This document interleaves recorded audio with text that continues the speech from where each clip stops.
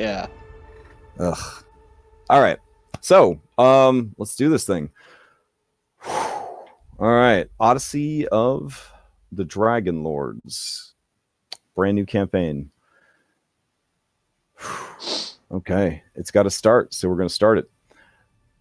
It is time. The 6 of you hail from different regions of Phileia, this beautiful, massive land right here. Currently, if you zoom in real close, you'll see the "You Are Here" tag has placed you comfortably in the center of the continent at the Sour Vintage. 3 of you traveled from Mytros, which is located over here. You traveled by boat, hugging the coastline of the continent to avoid the dangers of the Cerulean Gulf, and eventually ships dropped you off, and you journeyed through the Old Woods to the Sour Vintage. A dangerous journey, to be sure, but you guys are no level 1 scrubs. You each have proven yourselves, either through training or through battle. The journey that the 3 heroes from Mytros took was funded by Hypatia's family, because they rich. They were very pleased to find out that a soldier of, I guess, some renown, I don't know, Alexei, I don't know what your rep is soldier-wise. You just kind of get by? No reputation. Okay, There's rumors he deserted. Damn. Okay, well, they were pleased to find out that the greatest hero in recent history, Philippicles of Mytros, basically made an honorary captain in the military, Captain America style, because he was too angry to be like, a real soldier, but they would just sort of aim him at the enemy and he would just like Hulk out and destroy them. So it was good PR to make him like a captain. So technically he does have that title. So the 3 of you plus Snake journeyed through the Gulf and up through the woods, and you're at the Sour Vintage. Now, the 2 ladies over here, one of them is a winged messenger, and so she, her profession is to travel the land, and she was very surprised one day to find a letter for her, summoning her to the Sour Vintage. So along the way, though, there were some encounters, and she ended up meeting the warrior monk Reset, and Anastasia journeyed the rest of the way together to get there. Talus, I did not get exactly how you arrived at the Sour Vintage. You're coming all the way from the homeland of the Amazons, correct? Yes. Yeah, so you probably traveled the furthest, I'm thinking, to get there. But for now, we'll leave your journey a bit more mysterious and kind of fill that in as we go. So, each of you received a message. It wasn't a magical sending. It was simply a written message delivered by agents of the Oracle. The Oracle is a nymph. She is said to be a demigod in her own right, and have tremendous powers. Nowadays, it is harder and harder to gain an audience with her, and it was very unusual for you guys to receive these summons. So you did what you needed to do to make the trip here. The interesting thing is, you were not asked to come to the Temple of the Oracle. You were instead told to travel to the Sour Vintage, which is a very large tavern and inn located at the north edge of the Old Woods. And there you were to meet with an agent of the Oracle who would give you more information. It definitely kind of felt like a scam, right? Like you've been summoned to the Oracle, but you're not going to go to the Oracle. You're going to go to this second location instead. But each of you has your own reason for wanting to see the Oracle. And essentially, if there's a hoop that needs to be jumped through, at this point, you might as well see what it is. So, on that note, I will take us over to the Sour Vintage, and we will begin the campaign. All right. This place sounds like they produce terrible wine. It does, doesn't it? Yeah, it is. It's very much like a vineyard slash, I don't want to call it a resort, but it's sort of a destination location situation. It's very, very beautiful. I have a handout for it, actually. It's so beautiful. Let's see. Locations. Let's see. Oh, yeah, there we go. How do I show this to my players? Oh, everything's showing up as a pop-up. That's not good. Oh, man. Let's turn that off. Okay. There we go. Yeah, so as you guys have made your way there and approached, yeah, it is quite lovely. And remember, with handouts, you can always click on them, and it'll make them bigger, so you can see the details or whatever. But this is very just pastoral. There's water features, there's beautiful trees, the vineyards go on and on for miles. It's absolutely gorgeous. The establishment itself is large. It does have a second floor where there are, beds and whatnot for lease. And you guys auspiciously all arrive in the courtyard at the same exact time. I feel like at this point I will read you this flavor text. The future of Phileia looks grim. Monsters menace the roads. Hey, whoever's stacking cups in the background, what are you stacking cups for? Stop stacking cups. Yeah. The future of Thylea looks grim. Monsters menace the roads, and corruption threatens the cities. The storm god Sydon? The storm god Sydon demands daily sacrifices at every temple. And his sister wife, Lutheria, kidnaps children for her secret rituals. The five gods who once protected the settlers are silent. And now the Oracle has prophesied the doom of Thylea, the death of gods, the destruction of Mytros, and the total annihilation of the mortal races. You are one of a group of warriors that have been summoned to the Heartlands in an attempt to avert this catastrophe. You each have your reasons for answering the call, but rumors of your coming have spread across the land. All right, the Sour Vintage is a traditional country inn. It is located at a crossroads, and it's about 40 miles east of the city of Astoria. The exterior is rustic wood painted black, and the sign hanging from the door depicts a woman carrying a basket full of grapes.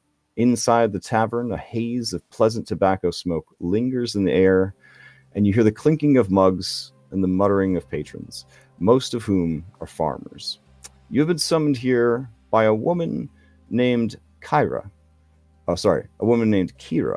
who wants to hire you for a difficult task.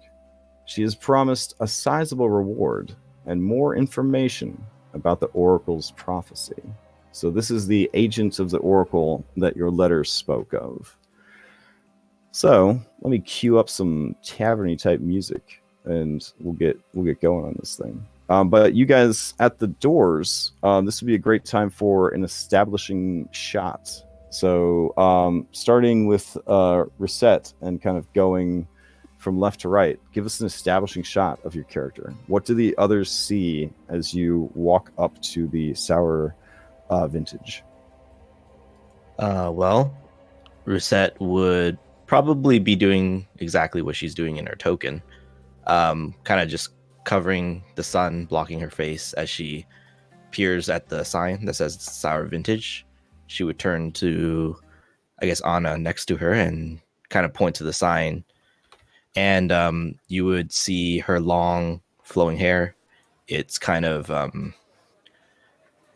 light brown, and you also see very traditional Aresian garbs. She has a very bright red kind of I don't know what it's called, but it's like a long cloth around. And actually, she has artwork that you could show if you click into her bio. But yeah, very human. Okay. For sure. Philippocles, what do people see as they're what's the establishing shot of you rolling up with your two traveling companions to the Sour Vintage? Well, they see a hulking man standing about 6'8", some broad shoulders, some broad traps, relieving himself in this bush. Gray my in his God. beard, gray in his hair, and just an angry look in his face. Leave it to Alright. this woman to bring us here. Fair enough. All right. And yeah, let me throw up reset real quick. There we go. All right. So Alexi, what do people see as the establishing shot of Alexi when you walk up? Yeah, there's a man. He's wearing a very muted dark cloak over his armor. He's the type who keeps himself more inconspicuous, I guess. Keeps himself with his cloak on. He does have a spear with him, and he's more or less just has his hair braided back into a knot behind him, and there's a streak of gray in his hair. He doesn't seem to be thinking much, and he's kind of questioning where he is. Look on his face at the moment, but he's here at the request of these summons, and he's trying to find out what's going on. Okay. Anastasia, what is your establishing shot? All right. So, not very tall, but she's got red hair. Her feathers cover most of her body. She has two large wings. Very a siren. It's like a mix between a woman and a bird. She's got bird-like legs. Her feet end in sharp talons. She's wearing sort of simple like leathers. She got a well-worn satchel at her side, like fills it almost to the brim, filled with papers and whatnot, packages, letters. Yeah, but she's got a bright face, a welcoming smile, and Okay. yeah. Talus, what would the establishing shot of your character be? Kind of out of the shadow of the woods, you see a kind of live humanoid silhouette walking out. Slight purrs, pistons, and gears tend to move with every. His eyes glow a little eerily. He doesn't seem to say much, but his metallic skin looks definitely points him out as an oddity in this world, even compared to what's been around. What most of kind of hovering around and then landing on his back is a mechanical creature. Unlike if any people have seen Fae before, this looks a little different. But most are more avian. His is more reptilian.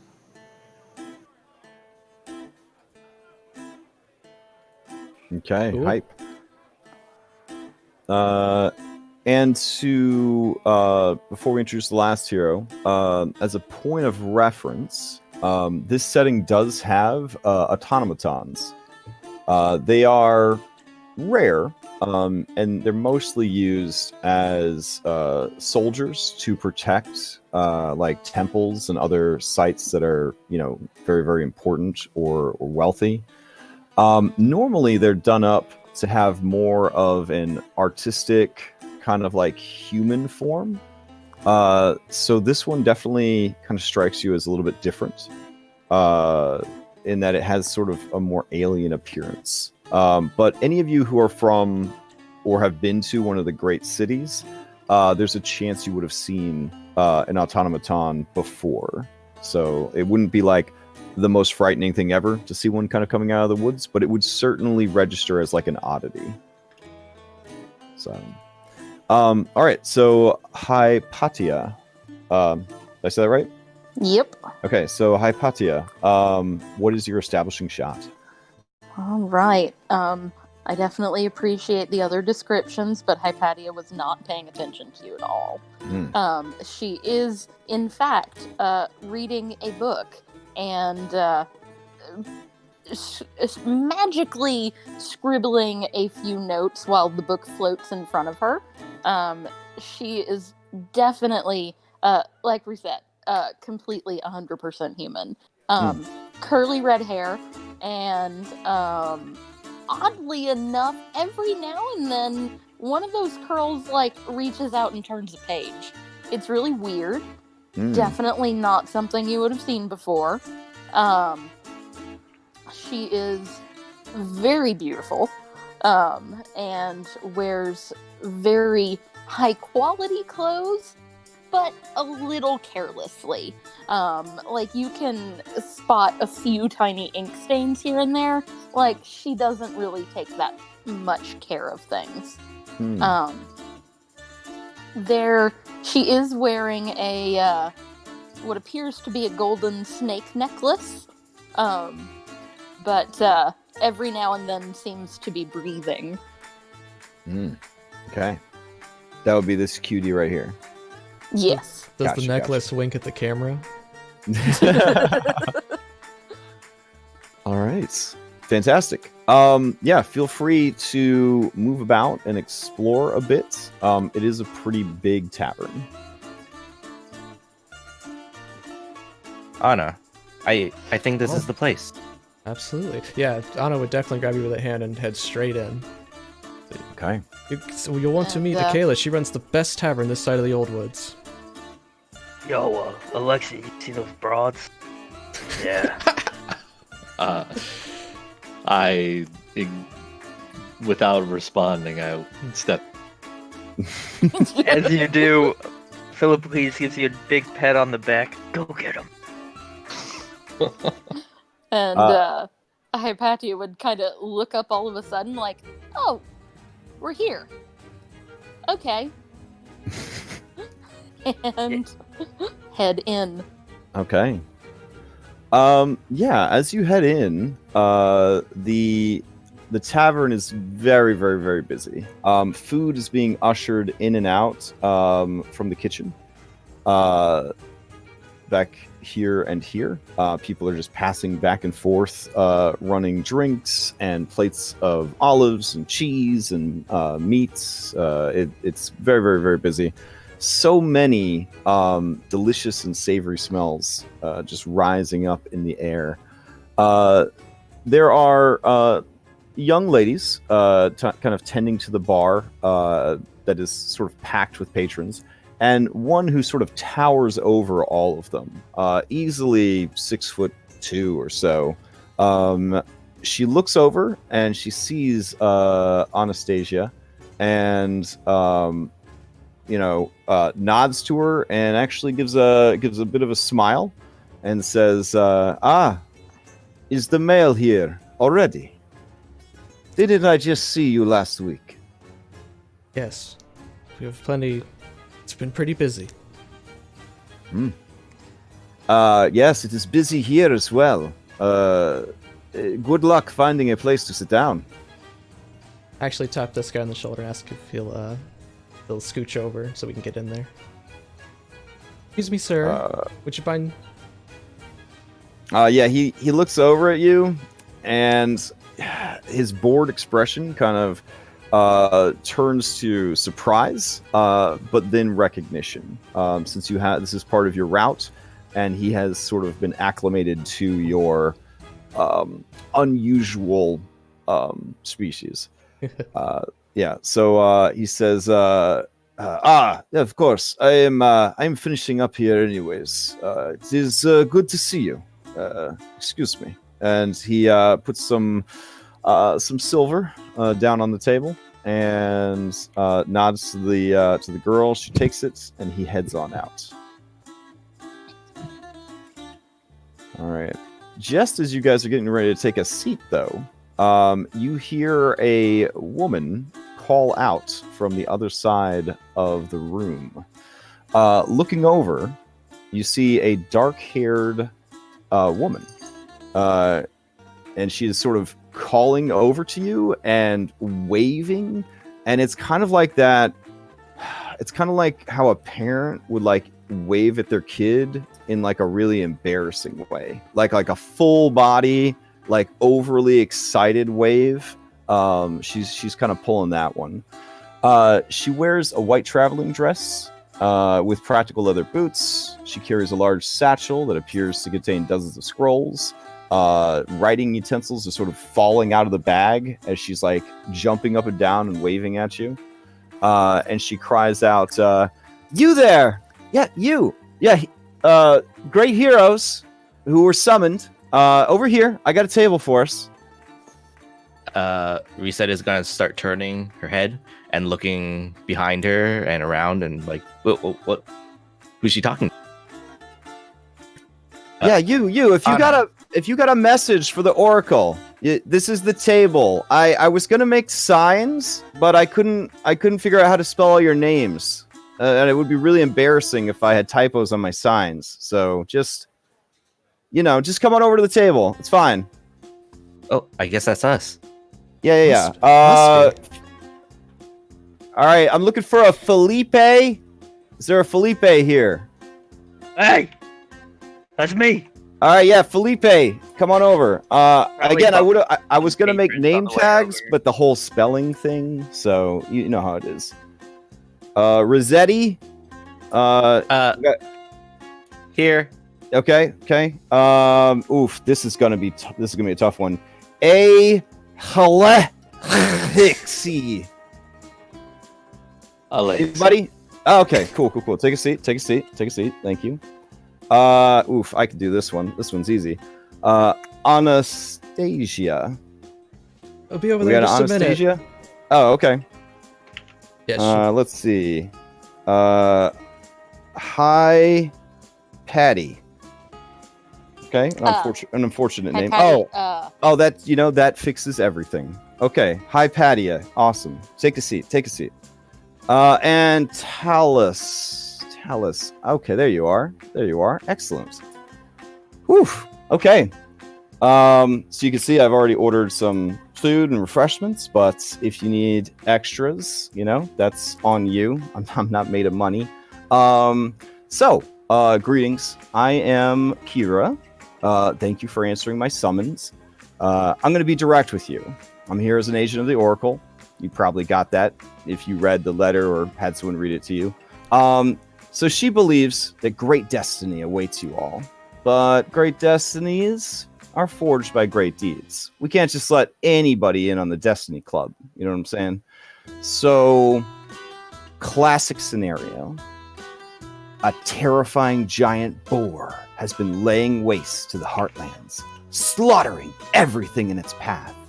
The boar has been corrupted by the Titans and sent to punish the mortals of Phileia for the continued faith in the five gods.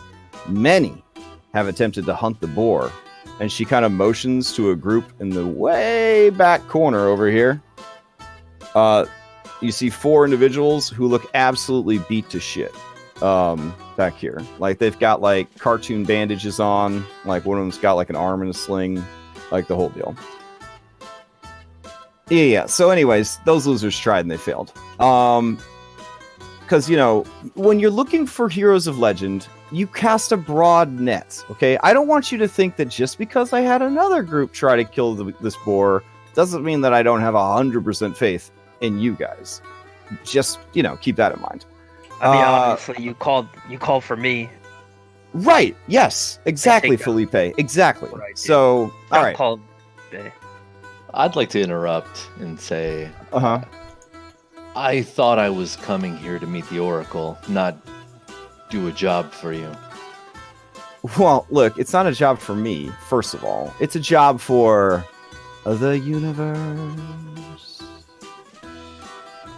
And secondly, the Oracle is a very busy woman and very important and very sacred, etc., etc. Standards have been raised. You've got to, prove yourself. So that's just how it is. Those are the rules. So anyways, let me continue. I have all this flavor text I'm supposed to read. None of attempts on the Boar all failed. Oh, here I am. If you wish to win fame and fortune, as great heroes should, then you must prove to the people of Thylea that you are the warriors of the Oracle's prophecy. Hunt this boar, and then offer it to the gods as a sacrifice. You work for the Oracle? Well, in this particular instance, I'm working for the Oracle. I'm what you would call a free agent. I travel the width and breadth, longitudes and latitudes of Thylea. Just laying down rhymes. Usually, I'm a bit of a musician, poet, you might say. You want to hear one? I got one for you. Yeah, absolutely. You do. I want to hear one. Yes. The biggest sigh. Sure. Everyone.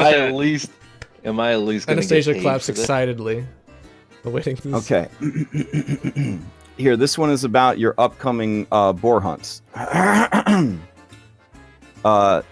And she starts sort of beatboxing a little bit. I'm going to spare you because we're on microphones and headphones. And she's like, so my name is Kira the Poet, and I'm the best at these rhymes, and you know it. You must join this campaign. There's so much to gain. Go kill that great boar and don't blow it. And then she crosses her arms over her chest and kind of makes a face, like a tough kid face. And she waits for your applause. I clap. Sweet. Alexei's staring incredulously. And Hypatia's just... Don't be grumpy. Listen. Here you go. This is going to cheer you up. Alexi.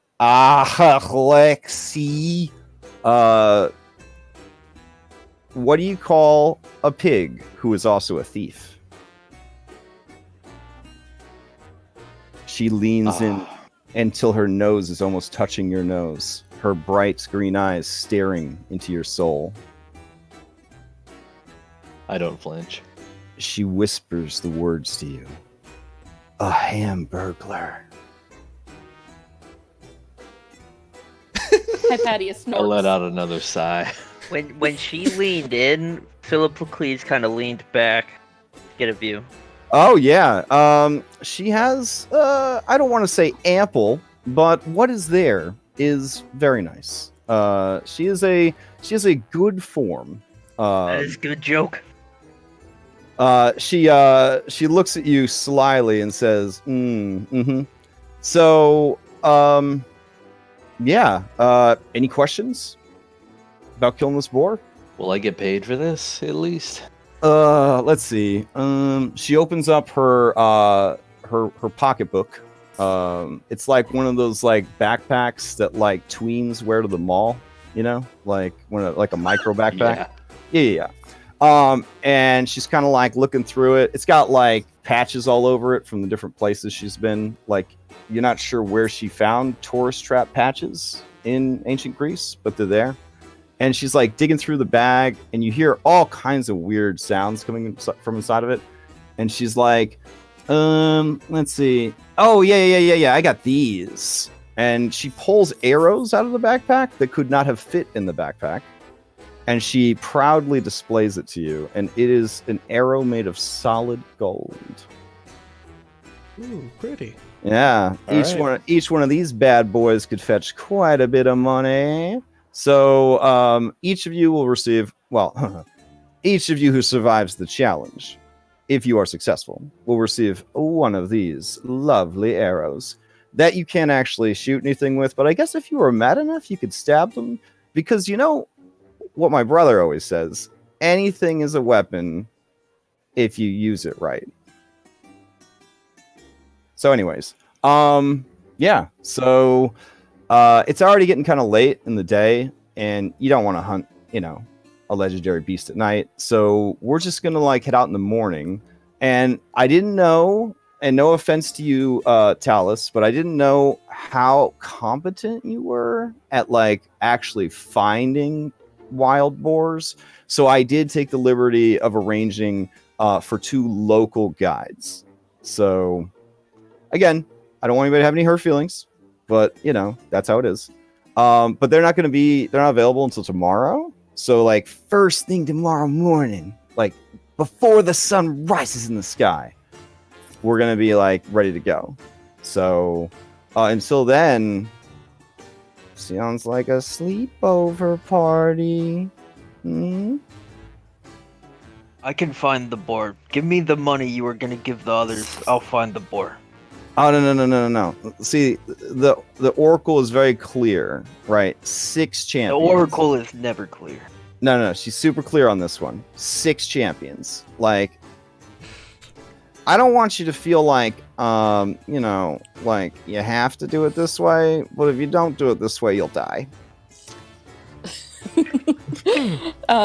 Hypatia is going to speak up and say, you say the boar was corrupted. Do you feel like that was a demonic influence or perhaps more fiendish in nature? And then like immediately pepper her with about 5 billion questions about the metaphysics of corruption. Sure. Okay. I will try to knock these out as they're coming at me one at a time. Situation.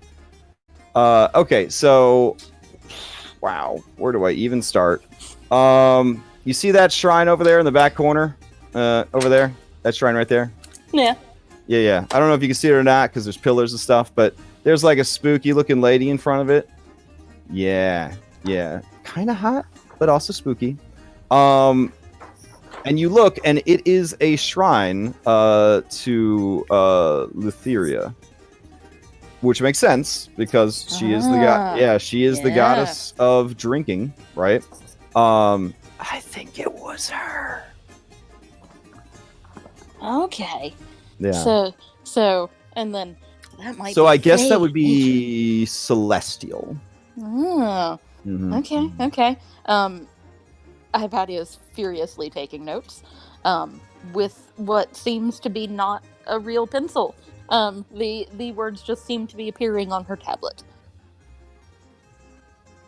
After I kill boar, can I eat boar? Well, I mean, I think she said we had to Nothing like a sacrifice good it. pig you roast. kind of need to sacrifice it to the gods. Like, Oh. if you ate it, you'd be making like a political statement about, Well, a I'll eat lot of another things. boar. I'll just get 2 boars.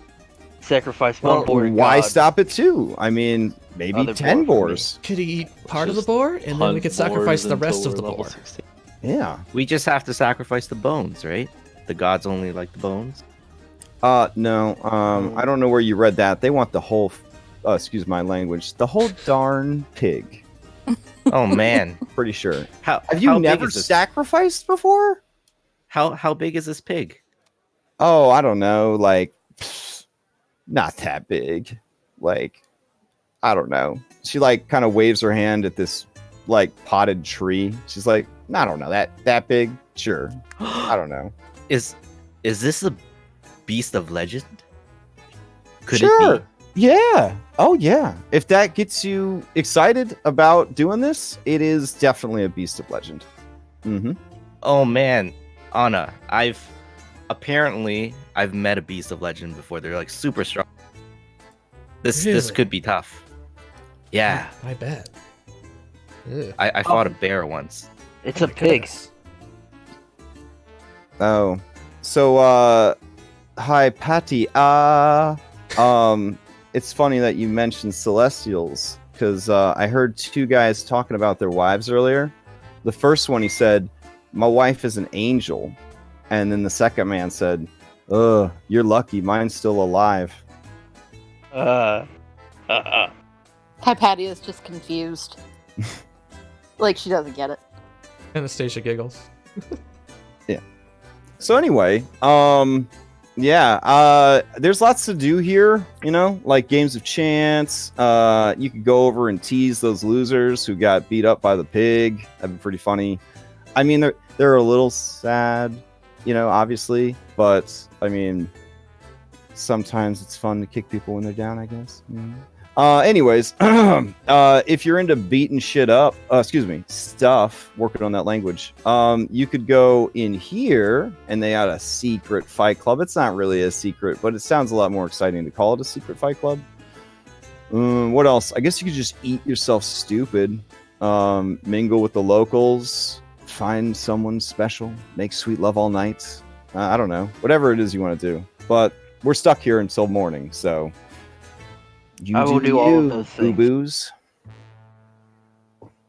Oh, Anna, this would be the perfect time to try out our performance. Maybe the people here want to hear our singing and my dance. Maybe. I'll go ask Italia in a moment. Atala. Sorry. I think it's Atala. Okay. Yeah. I'd probably just call her Tala. Nutella? Yeah. Donatello? What? No. It's Atala. So you're gonna tell Atala that you're gonna perform. That was a smart move. Okay, so the two of you go over and you tell Atala that you're gonna perform. Well, I asked her. Looks over. Yeah. Oh, you have to perform. Even better. I mean, she looks over the nondescripts in the background to her background music that we're enjoying, and like, yeah, we'll get a new. Yes, that would be cool to get a new sound. You've been working on something? Absolutely, and my new friend here, she's a dancer. Oh, a dancer. And she looks you up and down in a very I'm into ladies kind of way. She's like, I think I will take a break to watch this. All right, so you guys should pick a location to dance. They don't normally have a stage specifically for dancing, but wherever you guys think is the best place to get the most exposure. Okay. Could we do it like outside, just at the front? Yeah, I guess people would have to get it from their tables and come see. I don't know, if they're going to be busy. so Maybe eager not here to then. leave their drinks behind. Looks like there's some space here, so we could do that. And you do see that people, as they are drinking, they do pour just the tiniest amount of each new glass, like out, in reverence to Lutheria, as is the custom. Oh, why are they pouring some of their drinks? It's libations to Lutheria. Oh, like how? Is she here to drink? Or is it more of like I'm not really You know sure. what? You Never just do it, or else something happens. So Alexi pours a small portion of his drink on the floor Okay. and then continues drinking.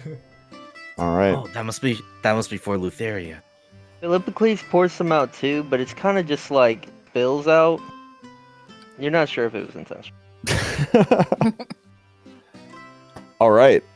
So the two of you, what kind of performance are you doing? You're doing a dance? You're doing a song? Is this an original number? Did you write something? Do I need to like mute the music so you can sing for No. us? no, Okay. No. please. Oh, okay. In that case, go ahead and give us a performance check with advantage or separately to represent each of your different skills. And then we'll see how it was received by the room. Now, people are watching you with great interest and fear. Some people are getting up and leaving, and some people are plugging their ears, either with their fingers or with pieces of bread. Just basically anything they could get to fit in their ears. This handsome fellow right here, he grabs some leaves off the tree, stuffs them into his ears. They are not about to get enthralled by no siren. But yeah, you could certainly still perform. Looking Alright. for a good spot. You're going to sing? Well, I might just do a little bit of my lyre first, and then. I plug my ears. People are scared. They don't understand. The weird lady is watching you excitedly. In that awkward way that your overly excited friend or even little sister watches you do something. And you could tell, probably because she's holding it in her hands, that she wants to be invited to play her musical instrument alongside you. Is that Tala? Kira. Kira. Oh, absolutely. Kira? Yeah, it is Kira. Absolutely. All right. Yeah. So, You have no idea what her musical instrument is. It looks like it has handles on each side of it, and keys, maybe, or buttons. You're not sure, and it seems to be connected by a wrinkly pouch of hide. Oh God, is it a bagpipe? You play music too. I mean, when I'm not dropping sick rhymes, I try to stay up on my classics. Well, what are you waiting for? Come with Is us. that Kylo Ren? what? I don't know what you're talking about. This is a very full tavern. Anybody's allowed to eat here. Are you talking about this?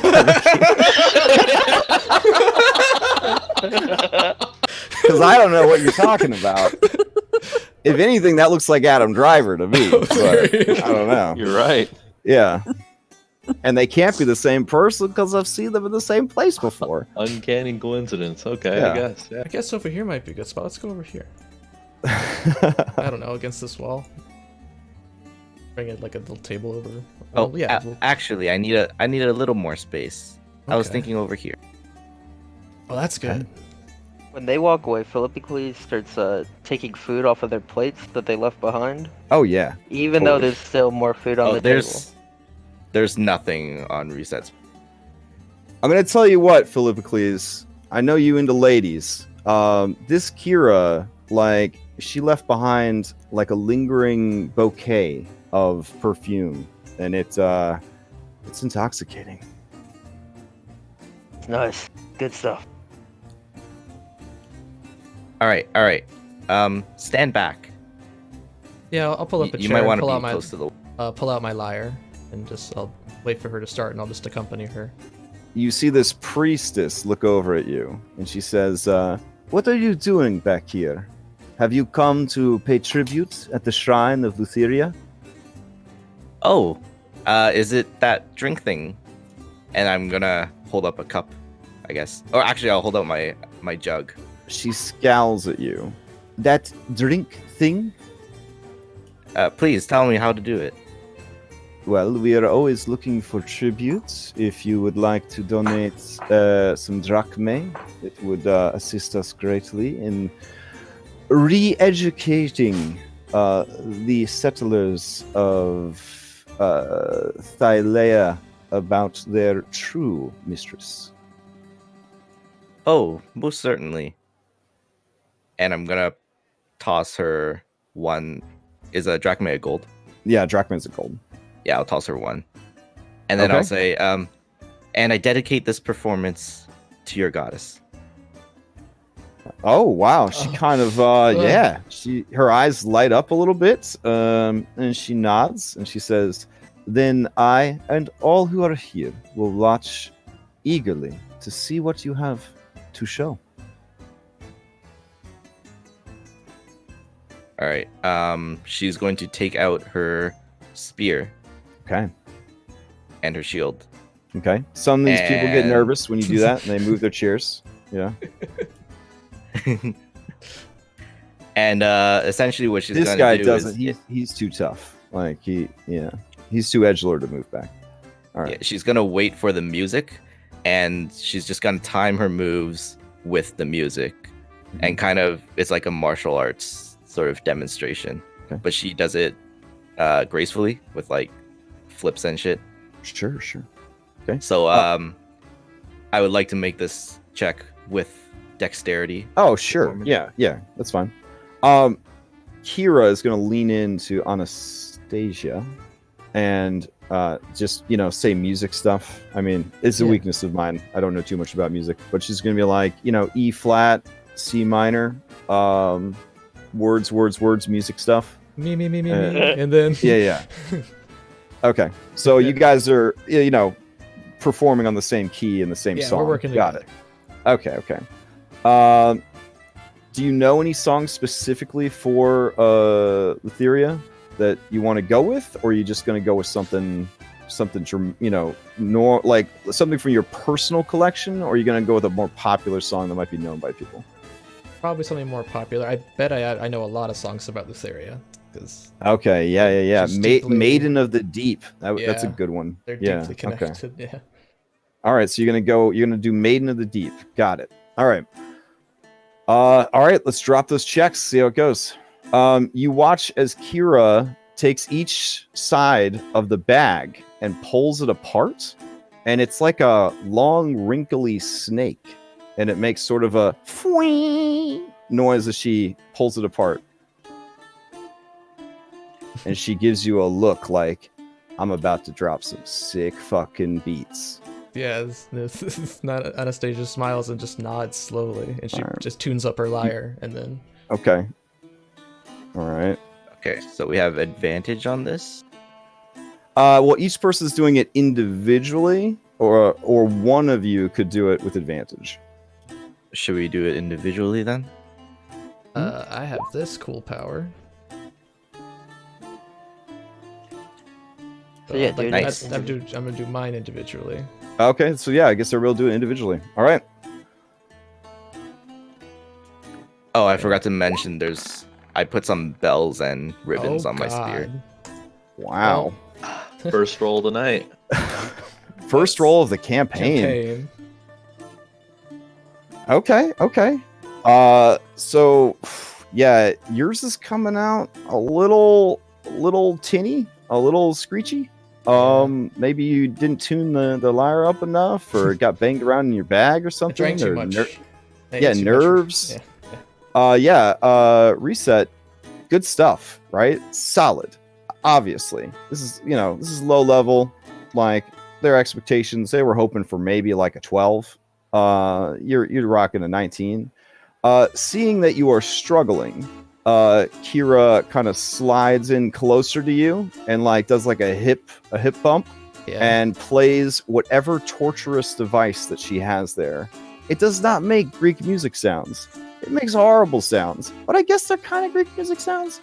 It's an accordion. I've been beating around the bush. She's playing a goddamn accordion. I don't know where she got it, but she's playing one. And you can't believe the sounds that are coming out of it. But as she plays, I guess we'll see how it goes. Yeah, it sort of picks up your lyre tunes and elevates them to a level that you didn't think they could ever reach. Combined with Reset's amazing dancing and katas, everyone is absolutely enthralled. They're enthralled to the point that they're suspicious that sirens might have the ability to charm people without singing. But when the song is over, Maiden of the Deep, you see tears just streaming down the face of the priestess and Adam Driver. Many other people just raise their glasses in salute to your absolute skill and talent. And there is a small rain of gold and silver as they toss lepta and drachma in like a shower at Reset. I'm gonna bow, and then as I collect some of it, I'm going to also put half of it into the donation jar. Oh, wow. Yeah, the priestess bows to you, and she says, Lutheria will watch out for you in all your endeavors. Thank you. thank you for watching and listening. All right. So while the drama kids are over there doing their stuff, what's going on over here at the table? I want to know what's going on at the nerd side of the table. So what's going on with Hypatia? Well, she has been completely preparing for this venture all wrong, and now she has to, she's rummaging amongst her things for the appropriate book about Celestials, and now starting to take new notes after having completely erased everything she was doing thus far. Okay, fair enough. Every now and then, your necklace kind of sneaks down, grabs some food, and then, like a bro, sort of, or Orsis, passes it to your well-disguised hair. Absolutely. Okay. Yeah, so you're just kind of studying celestial stuff. That'll come in handy. We'll use that later when you need information. So Alexi and Philippocles, what are you two up to? I just finished eating. I don't want to overfill myself. Sure. I want to at least. I'm all about training and fighting, so I'm kind of thinking I'm gonna go in there and the little fight club they got going here. Sure. I'm gonna head straight over there. Alexi, you want to spar? If you would like to, yeah. Be my Oh man, guest. Come. sanctioned PvP in the first session. Oh yeah. All right, cheats so the with two of rage. you walk through into the other room. Talus, you see these soft skins who you were sharing a table with, gorging themselves on, food. Do you pretend to eat food for fun, or are you just not? Is it just not your thing, or what's the? You can eat it. You just there's no real benefit for it. Yeah, you just have to Unless there's open like a your. magical benefit. Yeah, you have to open your belly hatch and dump it out later. Yeah, I got you. All right. Well, there is a performance going on the north end of the tavern. There is some exciting book reading going on at the south end of the table. Or the two frat boys just went to the fighting room. Maybe instead of spar, we take those two on two. Sure. Whatever works. I'll go up to the guy here. Is this like a guy who handles? Yeah, this is a guy who handles fights and other stuff. Wink. Yeah, Gotcha. he looks at you as you approach and gives you a winning smile. And he says, welcome. Are you here to watch or to fight? To fight. Real quick, Philippocles, as you moved over here, this woman excitedly kind of backs up and like bumps into you, and she turns to look at you, and she kind of locks eyes with you, and you could just see there's like stars in her eyes when she looks at you. And then she sort of blushes a bit and she says, excuse me, I'm sorry. And she goes back to watching the fight, but gives you one last look over her shoulder as she goes back to watching the fight. You can All right. watch me fight soon. Oh yeah, I'd like to see that very much. It'll be something to impress you. All right, so the guy explains to you the general rules of fighting here. Since it's an informal fighting ring, it's really just a matter of doubling your money. If you're dumb enough to fight somebody who you know is going to whoop your butt, you don't get better odds than normal. It's really just can you handle it or not handle it. A lot of it is just wrestling for sport. So basically, if you can pin your opponents, and then, which is to say, grapple them while they're prone, then that's basically the goal, is to grapple your opponent while they're prone. They do other kinds of fighting, but that's the main kind that people are into. What other kinds are there? I mean, you could straight up beat on each other with wooden weapons, so non-lethal damage. But they don't really need any people dying in here. So And occasionally, they will bring in like a wild animal, and people can fight like the wild animal, and then they do actually kill the wild animals, hence all the bloodstains and whatnot. Yeah, see all the dried blood. Yeah. Yeah, I want to fight with wooden weapon. Okay. That is definitely something that they could do. Are you going to do one-on-one, or are you and Philippocles going to team up on somebody, or are you going to fight each other? Like, what's going on here? Whatever he wants to do, I'll let him pick. All right. Well, I was down for whatever, but we can fight 2-on-2. I want to see what you got. Okay. Well, these two are fighting it out in the center. They've beaten on each other for a while. It's gotten to that heavyweight match level where they're just sort of hugging each other at this point. The dangers, I guess, of having two barbarians fight each other. Eventually, though, I didn't think there was any doubt. Eventually, this nondescript guy who isn't anybody special at all is the victor. He holds the pin on his opponent, and eventually they call it, and he is the victor. He does a quick parade around the ring, and then he helps his opponent up, and laughing, they head to the sidelines to tend to their sore muscles and get refreshed on their drinks and all that jazz. His muscles there look rock hard. Yeah, I mean, he does look like he was chiseled from stone. That's for sure. He's pretty tough. So, yeah. So But his nickname's Rock. I mean, how do you even notice him with me standing here? Very true.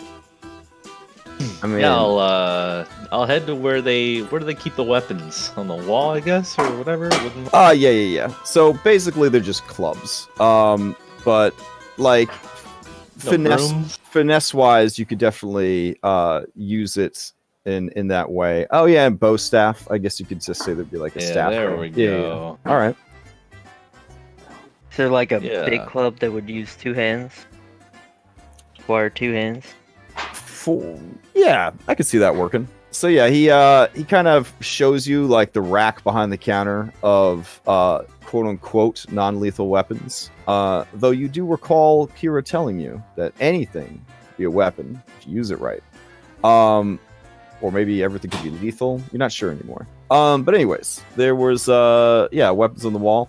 As you kind of equip for him, this guy watches you. And yeah, look at that. He's definitely watching you. And he's kind of like taking it all in, and he says, is anyone here ready to prove themselves? This guy right here, he looks pretty big. This one, not so much. Anyone? I am eager to see this one laid out flat. Oh. If anyone can take him down, I will gladly pay 10 drachma. And then Babyface, he's like, I'll do it. And then this bad bitch right here, she's like, count me in. So yeah, you guys have opponents. All right. You take the girl. She is more your frame. Sure. All right. Does any other PC want to roll into this quick initiative? No, but looks like the snake wants to get in there. Oh yeah. Bring you. No, Skilla has just is perching on the corner here. She's gonna narrate to Hypatia, who is going to ignore her completely, but her hair seems pretty excited. Okay, fair enough. So you guys all come in to check out the action that's going on in here. I dig it. Your employer, agent of the Oracle, she will also come in and kind of stand off to the side to watch. Oh, and real quick who am I question. kidding? She's not a stand off to the side person. She's like trying to climb in the ring. She's still freaking excited. Real quick crash. At the end of the performance, Anastasia definitely, with tears in her eyes for the sad song we just played, definitely thanked her for helping her out, like, quickly. Oh, no. She says to you, look, even the mightiest oak starts as a little acorn. You have so much growth and potential. It's going to be amazing. All right. Besides, we're about to witness history, or the start of history. So let's see how it goes. Should be interesting. All right. So you guys face off. Your opponents introduce themselves. Babyface, his name is Numa, and Bad Bitch, her name is Rhea. Rhea is using 2 wooden short swords, and Numa is using, I believe, just a big old club. Yeah, it'll function as a mace, essentially. All right, so let's go ahead and roll into initiative. First combat of the campaign.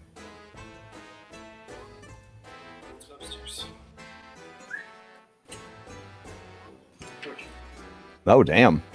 Okay. All right.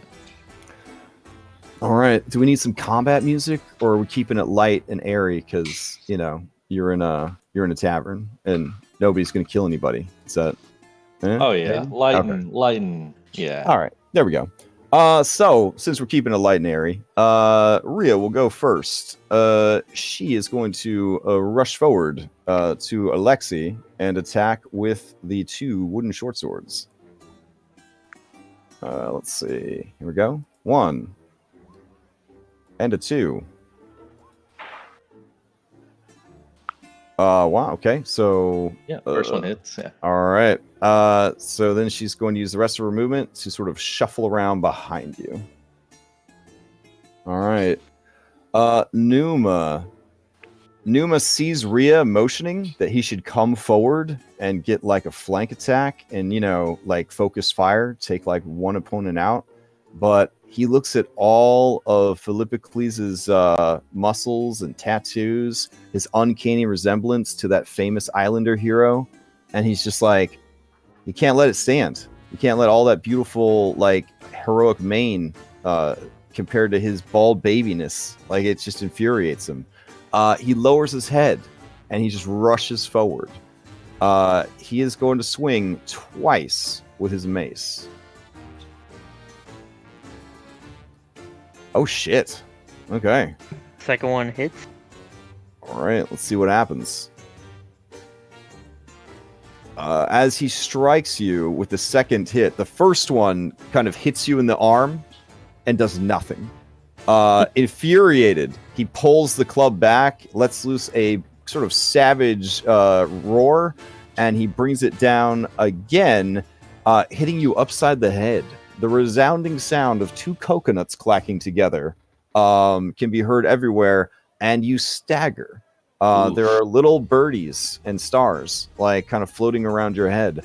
For the next 5 rounds, attacks against you will be at advantage.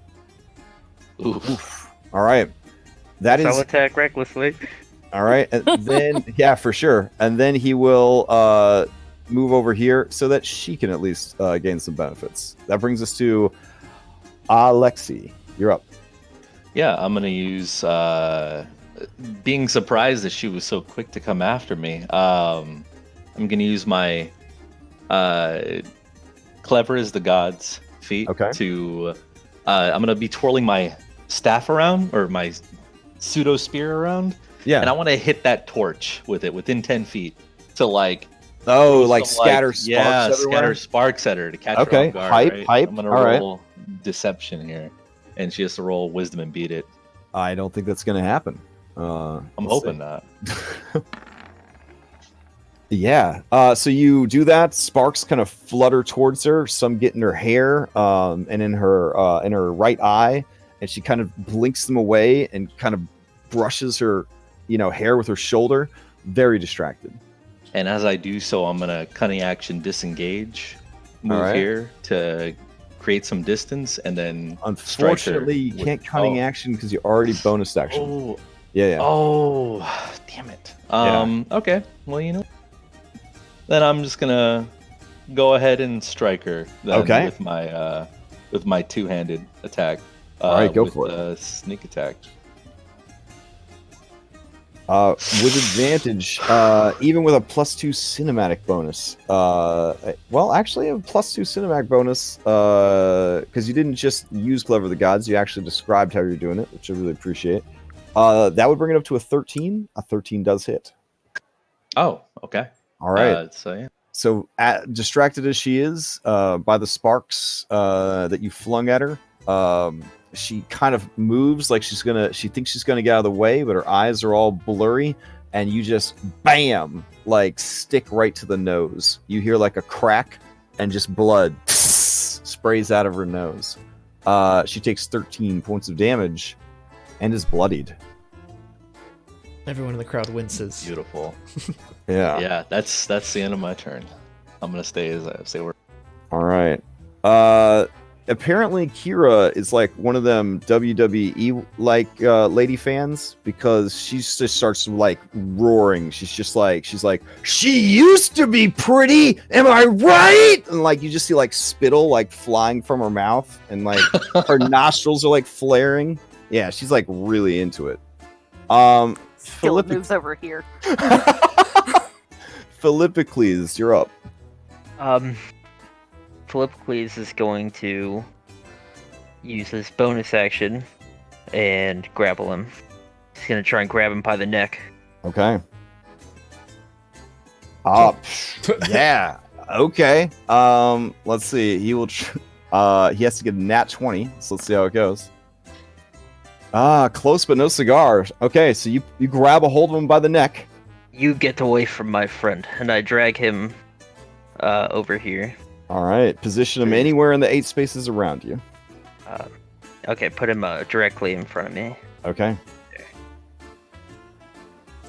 All And right. then Everyone kind of laughs as you kind of basically pick him up like a stray puppy by like the nape of the neck, and just lift him up off the ground and like deposit him over there. Do I need to be raging to reckless attack? I don't think so. Okay. Yeah, and then I'm just going to recklessly attack him. Do you have 2 attacks yet? Because grappling. No, I get to bonus action as a grapple. Oh, right, because of your thing. Right. Yeah. Yep. All right. So yeah, now you've got him. Go for it. Yep, and then I'm gonna recklessly attack him. All right. 20 is gonna hit. 8 points of damage. All right. This guy definitely a beefcake. He's not bloodied by the attack, but you holding him like in the air by the nape of his neck. You just take your maul like one-handed ? And bring it down on him. I guess you'd have to drop him to do your maul. So No. No, it's part of the- So I get to This is the a part crazy of the thing. ability when I'm grappling something. I get to attack it with a two-handed weapon as if I'm using. Oh, I should just read what you posted on the screen. I posted it up. Sorry. I'm like going off of like my normal rules knowledge and not Greek homebrew. Right. Okay. So yeah, you pick him up and you just one-handed just like start pounding him with this big hunk of wood they gave you. There are cheers from the sideline, and Blondie over here, she's giving you some heavy-duty looks. Like, she's into it. Kira looks over at the blonde lady, and she looks over at you, Philippocles, and she just makes a face like, nah, bro, don't do it. Like, you kind of get that sort of look on her face. All right, anything else from Philippocles? No, that's all. All right, round 2. Oof, Rhea, blood, hair smoldering. She spits, just like this big mouthful of blood and spittle in your general direction, Alexi. And she just surges forward with her 2 short swords, kind of circling you a bit, trying to get away from that particular torch. And she is going to just try to beat on you twice. First attack and second attack. Oof. The second attack would be a fumble. All right, let's see what happens. All right. Damn. As she is moving around you, she is overly cautious about what dirty trick you're going to try to pull next. She steps on this grate where they kind of wash away the filth of the fight pit, and she trips, and you hear a crack as her ankle is sprained. So she has half speed until she gets a long rest. All right. Ow. Beautiful. Yeah. Numa, who is grappled. Let me read this whole thing to see if there's anything other special. You're proficient in athletics. You're capable of grappling and shoving that are up to 2 sizes larger than you. Fantastic. On your turn, use a bonus action to grapple. Okay. So he's not restrained or anything. All right. Yeah. So desperate to get his 10 extra drachmae, this dude is just going to start beating on you, or at least try to. First attack is a miss. Second attack, 16? Oh, yeah, it's 16 hits. All right. So then you take 4 points of damage. He can't move. He is grappled. That brings us to Alexi. That tickles. And taking advantage of seeing when she got her foot caught there, he's gonna take the initiative and go ahead and make 2 swings. And so 1 2-handed here, and then 1 with the back end. I don't think either of them hit though. All right, yeah. Possessed of sort of a feral survival instinct at this point. Don't you have advantage? These your ability? No, it ends on my turn. Yeah, it's like a once per round. Oh, okay. I thought I saw a minute, and I was like, level 3 ability. What? Yeah, well, that'd I be mean, disgusting. there is the Inquisitive Rogue that gets something like that. That lasts for a minute, I believe. Yeah. But anyways, all right. So she's going to sort of dip and dive to try to avoid the 2 swings of the staff. And you just see blood just foaming up from her mouth and her nose. She is extremely pissed off. But you see a fire burning in her eyes that she's into this fight. Like this is a good fight. Philippocles, you're up. Philippocles lets out a mighty roar as he goes into a rage. Oh dang. Okay. Everybody kind of cheers as you go into a rage. WrestleMania fan Kira makes like a similar kind of roaring sound and raises her tiny fist above her tiny frame, shaking with fury as you do so.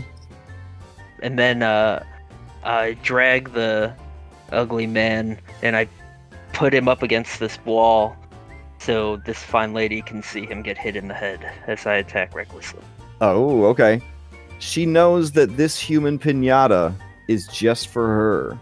As you bring your maul up and just crush this dude, you hear a of like a rib, and he lets out a mewling cry. He takes 13 points of damage and is bloodied, but still going because he a beefcake. She just cheers for you. You've got this. Wow! Like she's like into it. Maybe not as into it as Kira, but definitely into it. Like this is a chick that appreciates a good beating. All right. You look over and you see. I think his name is pronounced Daiwinen. Yeah, that's how you pronounce it, Daiwinen. So Daiwinen looks over at you, and he gives you a bro nod, like from one barbarian to another. All right, top of the rounds. Rhea, limping on her leg, is gonna shift over to here, and then as she does, she's gonna try to hit you once and then twice. Here we go.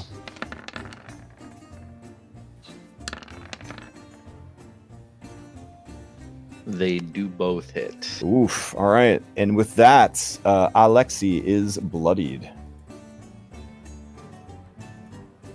All right. She smiles at you, and you see the flash of her white teeth through the blood spilling from her nose. And she says, one way or the other, I'm buying you a drink after this.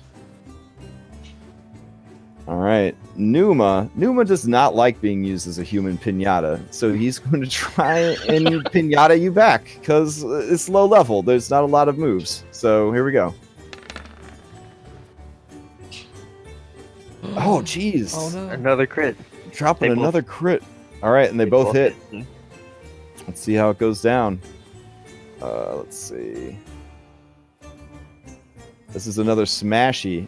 Oh, you weren't gonna go anywhere anyways. You're not going anywhere. You can't take the disengage action I for don't even 4 know what that rounds.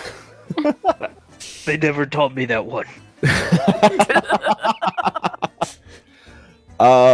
Alas, Numa can do nothing. Alexi, back to you.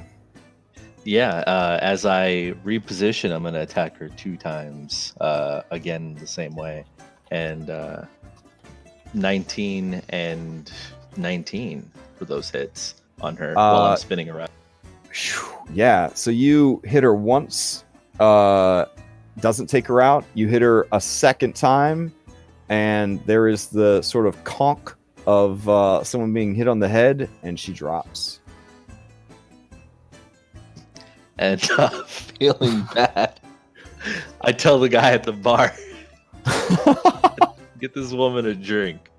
And I turn to look at Philippocles, and I nod as I surround this guy.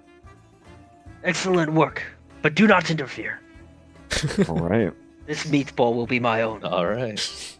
Philippocles, am I to understand that you're not going to take the +2 bonus from flanking since you don't want him to No. interfere? Nope, not taking it. Damn. Okay. Pretty much the same thing. Ball comes down All right. recklessly. Well, recklessly, yeah, 24 hits. And I believe with that, some magic of mathematics. Yep, that crosses the threshold. It hits him on the head. There is a bonk sound, and his little baby face goes still. And as he does, everyone in the room erupts in applause to the point that people kind of start rushing in from like the other room to see what the hell is going on. Because, like, holy crap. Yeah, and as he goes unconscious, Philippocles just lets go of his neck, so his body just plops on the ground. All right. And then, without getting out of initiative, I turn to look at Philippocles. Oh! Free for all. Point my spear. I like this game! All right. Oh, the crowd's going nuts. Yeah, Oh when you challenge this dude who just used a person as a human pinata after you like Ninja Turtle Donatello this badass Amazon to the floor, they lose their minds. That brings us to Alexi. Yeah, I'm going to go ahead and make a move this way to... I'm going to stay out of the 5 feet, and I'm going to attack him once. Or no, sorry. Actually, I'm going to use Clever's the God first. Oh, okay. Against him, and I'm going to grab some of the leaves and throw them in his face before I... I'm going to grab the leaves off this bush, Okay. throw them in his face to no, he's obscure his allergic. vision, and then stab him with the Yeah. pointy All end, right. you Well, know. Oh, didn't matter. okay. But Okay. that's what I Thumps attempted against to my do. abs. And then I'm gonna take. So you 10 feet you back. grab hold of the tree and you pull on the leaves, but it's one of those really sad situations where like the that's right. leaves don't come loose, and so like you end up pulling the tree and it like falls over into the ring, and everyone kind of looks like a little confused. You hear people, "Why did he pull on the tree?"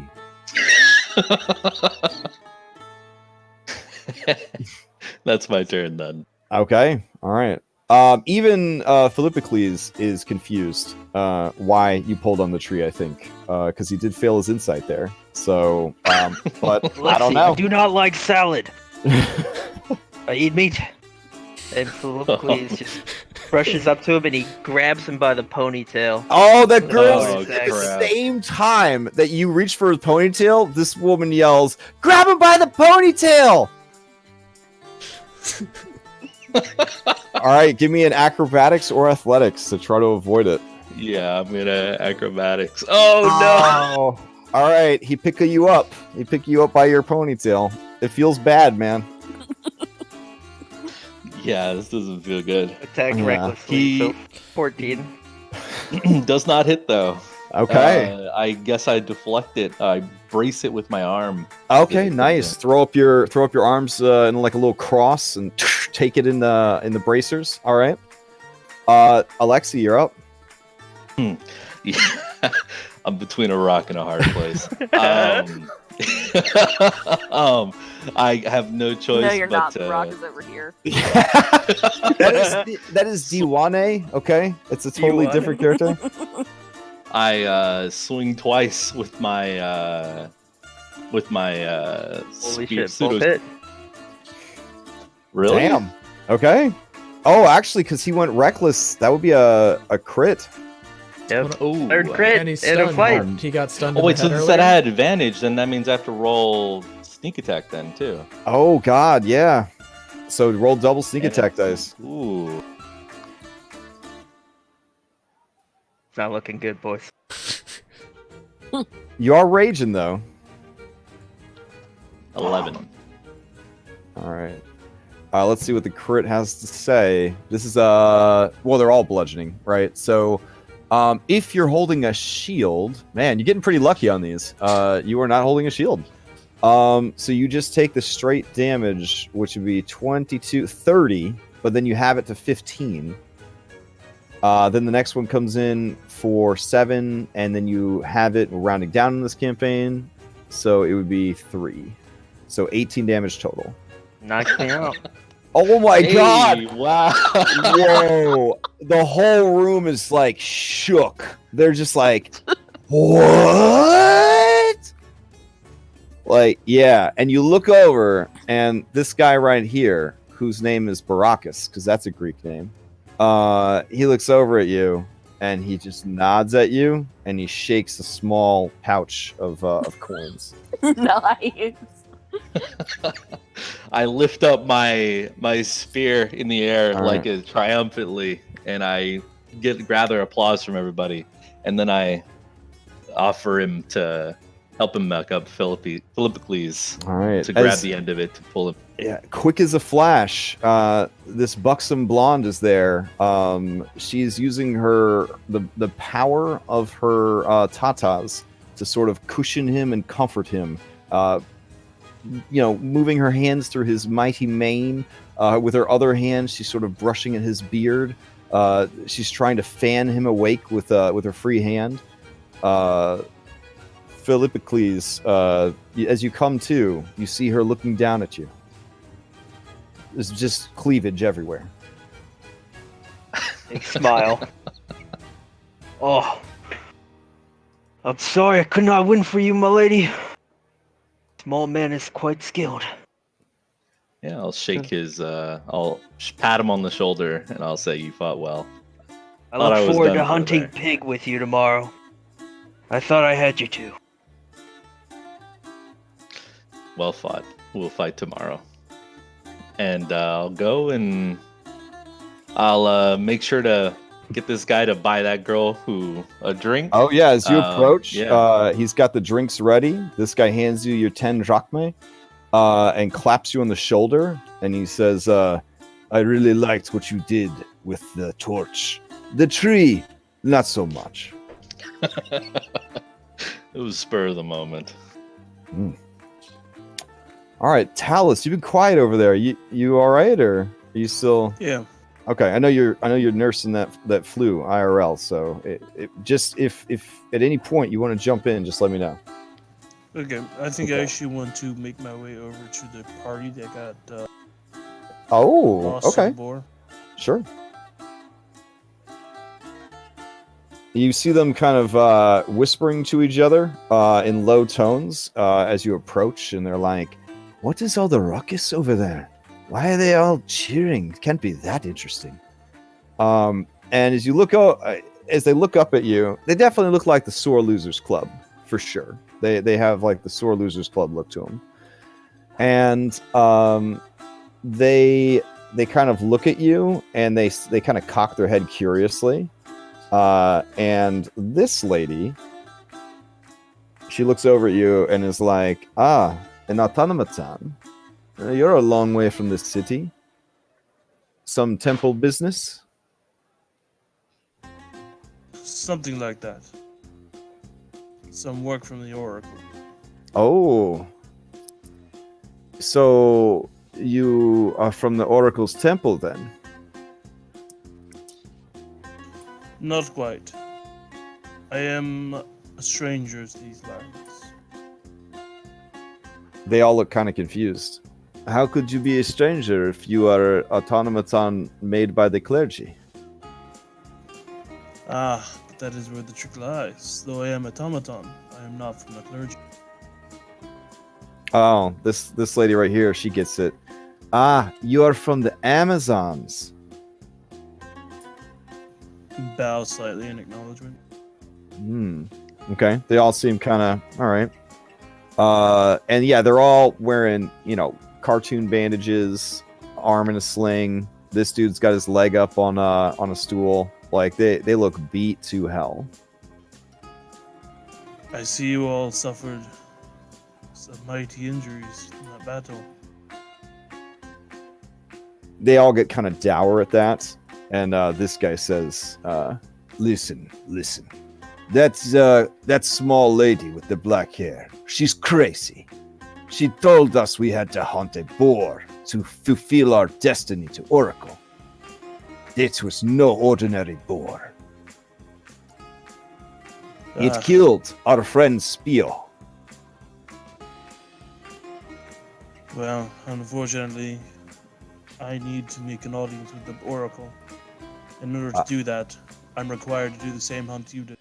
I see. So, the small trickster has tricked another group into embarrassing themselves and getting killed. You need to watch out for her. She's no good. And before he could finish, this guy says, and she tells the worst jokes. The worst! I don't know what was worse.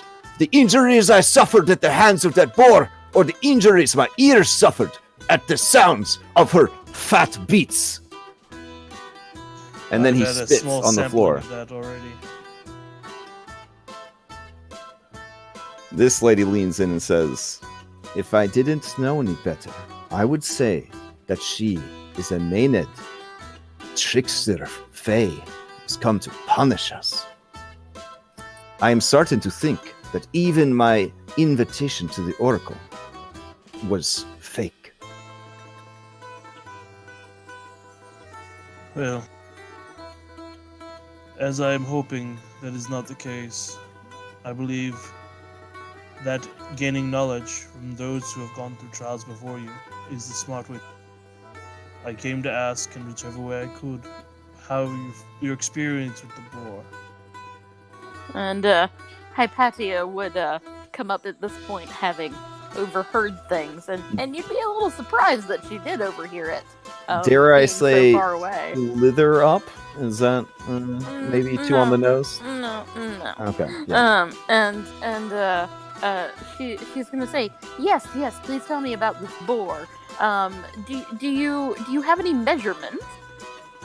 All right. This lady, who looked like she was about to tell you all about the boar, when she sees Hypatia approach and start asking weird nerd questions, she kind of like scowls and she says, why should we tell you anything? We already worked hard and failed. Why should we help you succeed through our failings? But for science. Certainly not for free.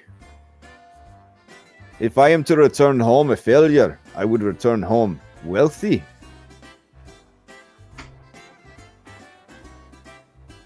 I can offer what little wealth I have.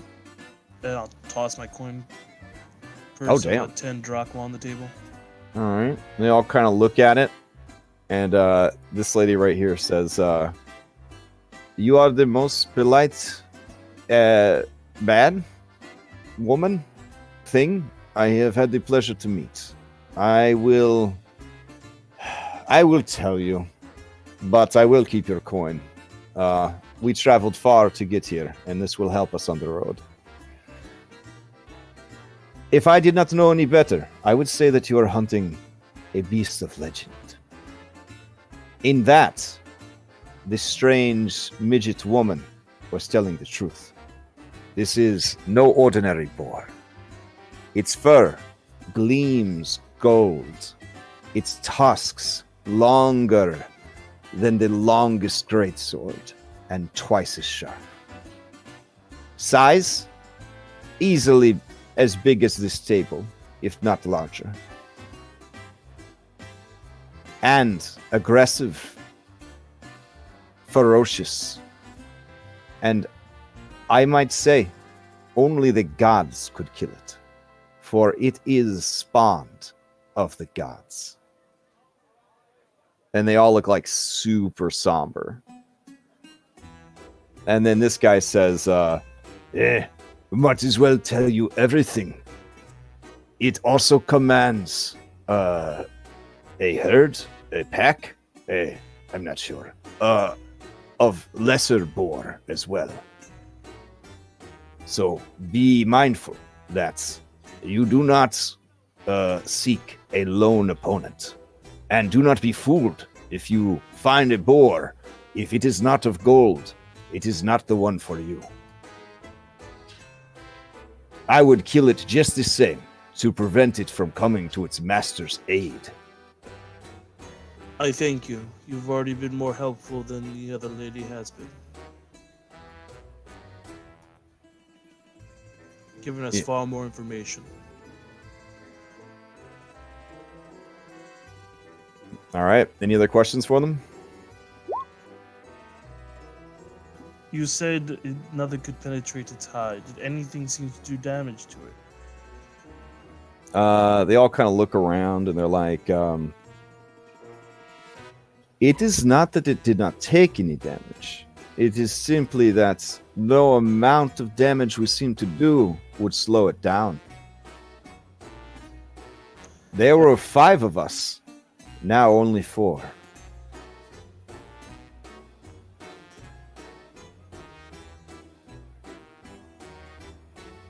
I'm beginning to understand the plight that you have been through. And for that, you have my condolences.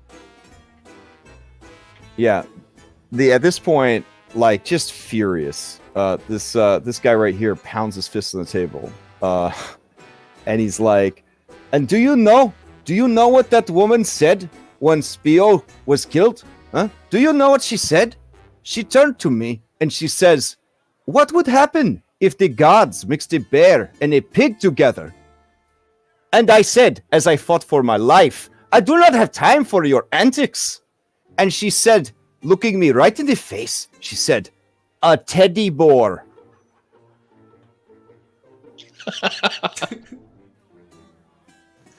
That does seem rather ill-timed for humor.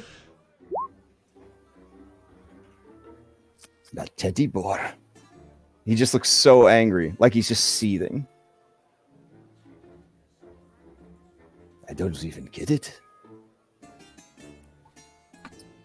This guy looks over, and you could tell he wants to explain the joke, but he doesn't think it'll do any good because his friend's so mad. So, all right. Yeah, I think maybe they're tapped out. I don't know. You could ask any other questions, but for now, I'll let you ruminate on it. And we're gonna check on the over here real quick. Reset and Anastasia. Anything I need to know? What, are you guys observing or? Yeah, I kind of went into the other room. Okay, fair enough. When they were talking. I would like to, I guess, I saw the weird snake, and I guess, did the snake go back to you? Yeah. Hypatia? Yeah. Okay. Then I'm gonna come up and ask, oh, you're one of the party, aren't you? The party? The group I was with. I think I was sitting across from you. Oh, yes. Yes, I think so. Yes. Hi. Hello. I How are you? I saw your snake. Oh, Skilla. And smiles and gives her a little pet. I wave at the snake. Waves back. with Yeah, a the wink. snake seems to be possessed of extreme intelligence. Well, it seems we're going to be around each other for a while, and then I'm gonna point to Anastasia in the back. It's like, do you want to share a room? Sure. Yes. You're That leaving would be point new. at Anastasia will come over and say, "Hi, pleasure to meet you." And share a room. Like the peasants. That will be adorable. Wow. No, but she's like she just super smiles. excited about it. And then she's gonna turn to Talus and just bow her. And pleased to meet you too. I've seen automatons in Oressia, right? Yeah. Again, like the richest, most powerful people can afford them as like guardians. They're the automatons are like the golems of Thylea. Yeah, so she's actually gonna give it like a bow of respect, like a deeper Yeah. bow. Mhm. Or well, she doesn't know if you're a guy or a girl. Yeah, she gives you a bow of deep respect. Okay. You know, return the bow. I do not think we've been formally introduced. I am Tala. I am Reset. And this, I point to, is my friend. Anastasia. Pleasure to meet you. Then All right. You see, as more of you show up, this table looks very grumpily up at you and says, well, if you don't mind, we are drinking for our fallen comrade. You can leave us in peace. Of course. I think what I would do is with the remaining winnings that I got, or not earnings, that I got from the Mhm. performance, I would use that to buy a round for them. Aw, okay. Yeah, in total, your guys' performance moved people in such a way that you did accumulate essentially 14 drachmae, but then you donated half of it, so you have 7 left. Yeah, and then I guess I would use like 2 or Mhm. so to buy them around. Sure. Yeah, oh, that'll definitely. Yeah, I mean, you know, you could buy the good stuff with that. You could buy pictures with that. For your fallen friend. Okay. They nod to you, and they and they look over at the shrine, and they say, "Tonight we drink for the fallen, and hope that Lutheria will not treat us too badly." And then all 4 of them tip a little out, and then just pound their drinks as more drinks are brought over to the table. All right. And then I'm gonna head back to the table. Fair enough. Fair enough.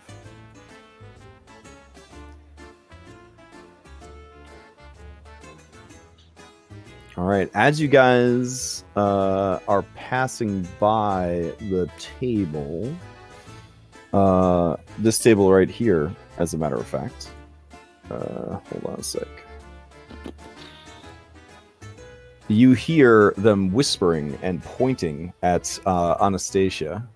And they basically say, that's her. That's the friendly siren who travels from place to place, delivering letters and packages. She charges a fee, but it is so much faster than horse. Everyone is trying to come up with a cool name for her, but nothing seems to stick. But she is an odd duck. I suggested odd duck, but that didn't catch on either. And they all kind of chuckle and toast each other for their wit. I mean, they're farmers, you know. That's about as good as it gets. All right. So back at the table, you guys sit back down. back here, Philippocles and Alexei.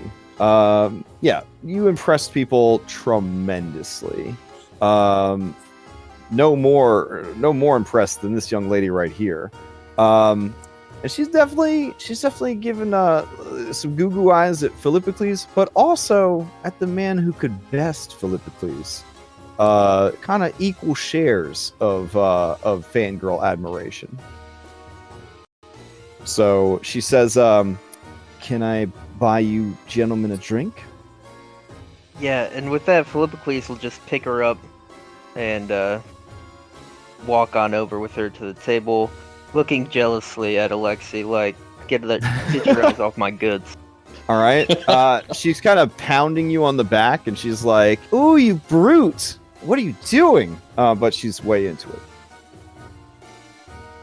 All right. So you head over to the table with her, like fireman carry over your shoulder.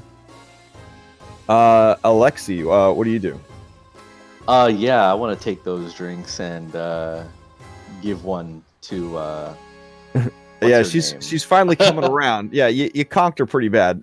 She's got her head up, like bandages, compress, on her face. The whole thing is like purpled up from the broken nose. This guy just got done setting it, and it was very painful. There was a loud cracking sound, and she kind of stifled a yell. But she seems better now. Her eyes are watering up really bad. He gives her a pat, and he looks at you, and he says, "You fight well. Take care of yourself." And he kind of wanders off. Yes, I intend to. All right. I'll offer her a drink. That drink that I ordered for her. Yeah, she looks up at you, and considering you broke her nose, I mean, she's a warrior. She knew what she was getting into, and she takes the drink, and it's very sad because, her whole face is swollen up, so she spills most of it, but she pours a little bit out to Lutheria, and she toasts with you, and she says, "To your skillet arms." And then she kind of pounds it, and most of it gets all over the place. But that just kind of makes her laugh even more. And you guys kind of strike up a nice little conversation. All right. Yeah. So, everybody,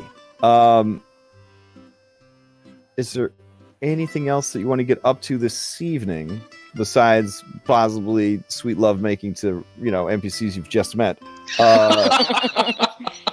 that I should know about? Otherwise, we'll handle all that off camera, and you get some rest for your boar hunt tomorrow. I'm good. Okay, all right.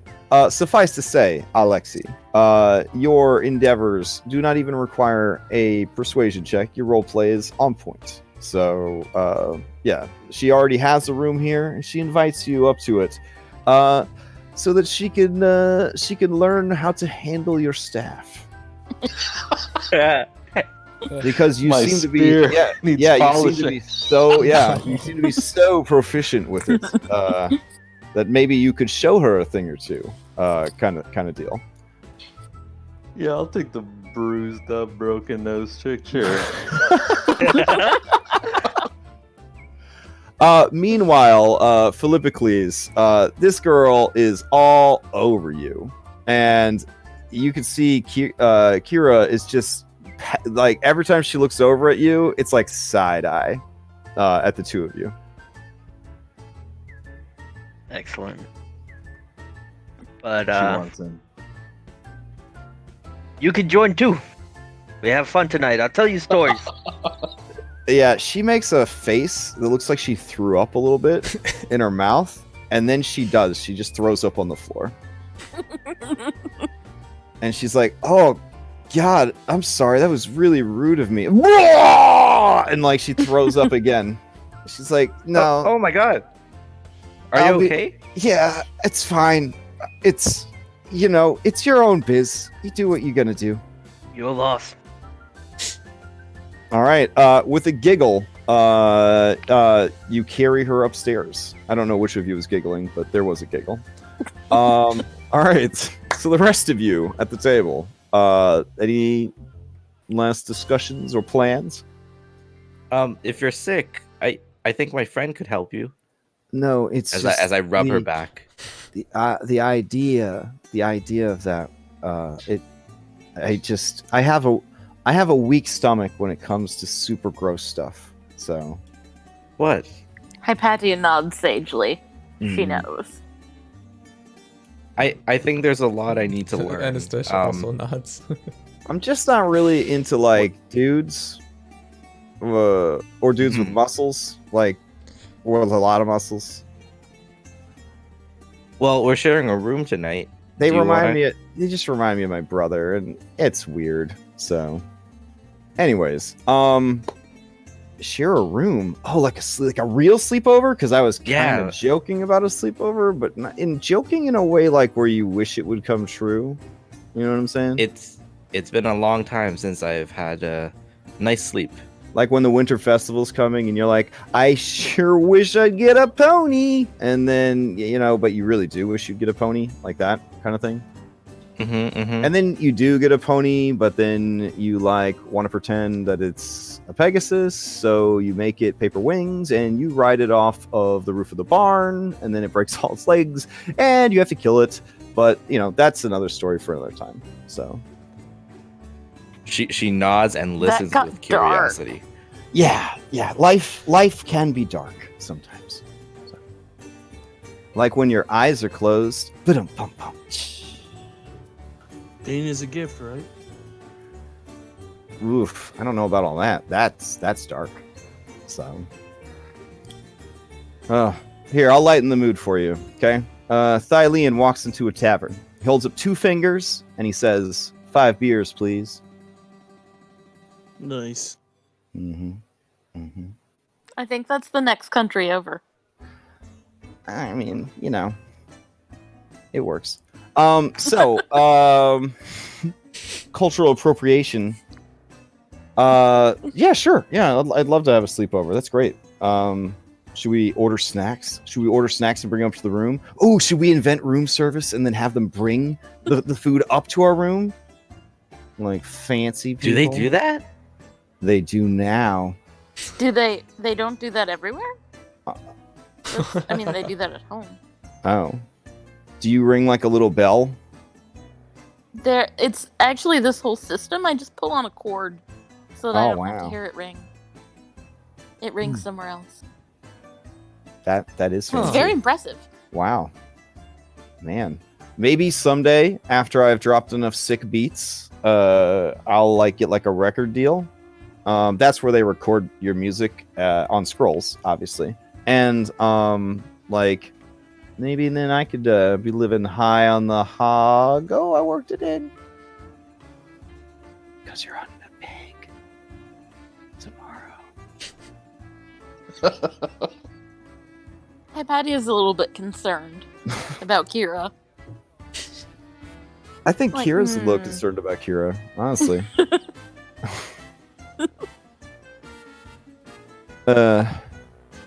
Yeah. Come, it's getting late. Oh, sure. Okay. So she orders hell amounts of snacks and hell amounts of drinks. Kira is the kind of person that wears embarrassingly cute pajamas, and as soon as you are about to fall asleep, you hear a voice in the darkness, and it's like, Reset, are you awake? And that pretty much happens all fucking night. So. Underneath the pillow fort we make. Yeah. I think she would actually just be asleep. Oh, because you're training and stuff?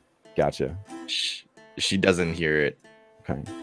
Would you feel someone rubbing the tip of their nose against the tip of your nose?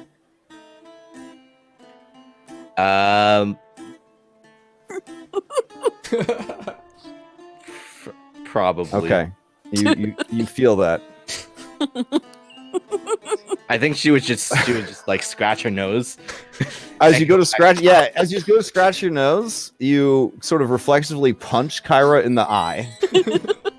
She lets out a wail of pain and falls back with a thump that wakes everyone up. Well, unless you're a super light sleeper, or unless you're a super deep sleeper. And Yeah, she's she's a like, deep you sleeper. hit me in my eye. Ah, it's gonna be bruised. Why would you do that? I was giving you nose kisses.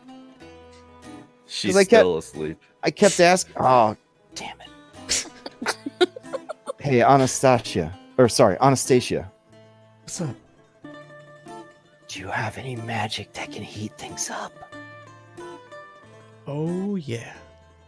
Okay, watch this. She takes the chamber pot and she reaches into her bag and she pulls out a very large flask of water and she pours it into the thing. Heat this up. Yeah, I guess like in prestidigitation can do that. Yeah. Yeah.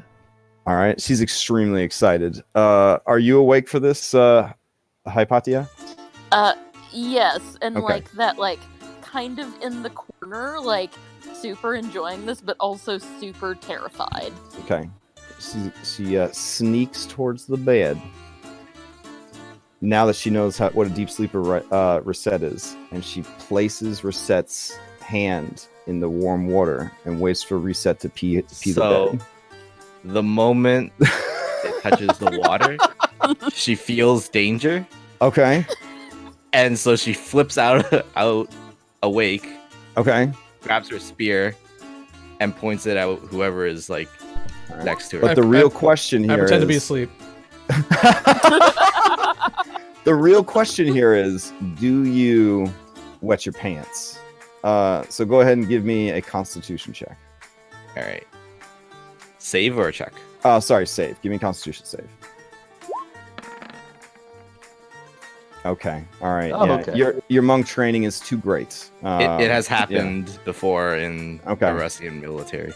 Yeah. You know what? And She will also try to do a performance to act like she is asleep as well. Let's see how it goes. Where the hell does Armenia go? Man, Over by she's the bar. tricksy. Oh, okay. Let's see. Just gonna try our best. See how it turns out. Yeah. Okay. So. Oh I see dang! both of them. You look over and like Anastasia is legit doing like an Academy Award winning job of pretending to be asleep. And you look over and like laying like on top of Anastasia, like she quickly just dropped dead to the floor to pretend she was asleep. Snoring like super loud, like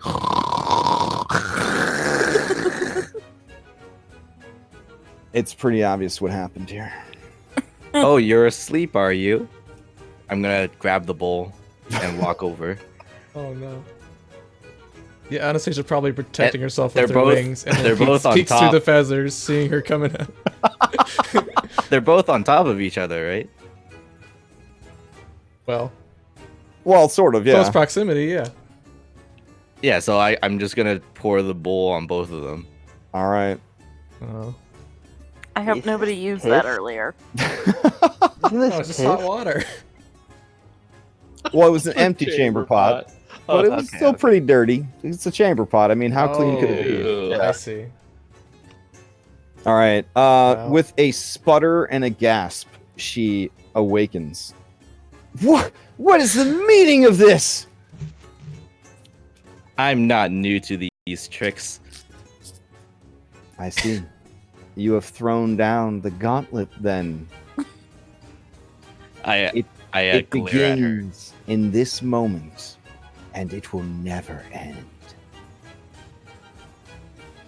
Hypatia now Only when understands one why of she us doesn't have any dies. friends. It's terrifying to have friends. And almost like supernaturally, she does fall asleep. I do too. Okay. Yeah. All right. So, morning comes. Good stuff, good stuff. All right. Let me clear all this stuff out. Whoever in our room wakes up first, if you are particularly observant and looking around, You might see Hypatia's head being attacked by a whole bunch of poisonous snakes. Oh, okay. That would probably be cause for alarm by, I think, anybody. So probably should address that before we move forward. Should we roll to see who wakes up first? Or is there someone that wakes up Initiative. early? Yeah, there you go. Do initiative. Whoever wins initiative wakes up first.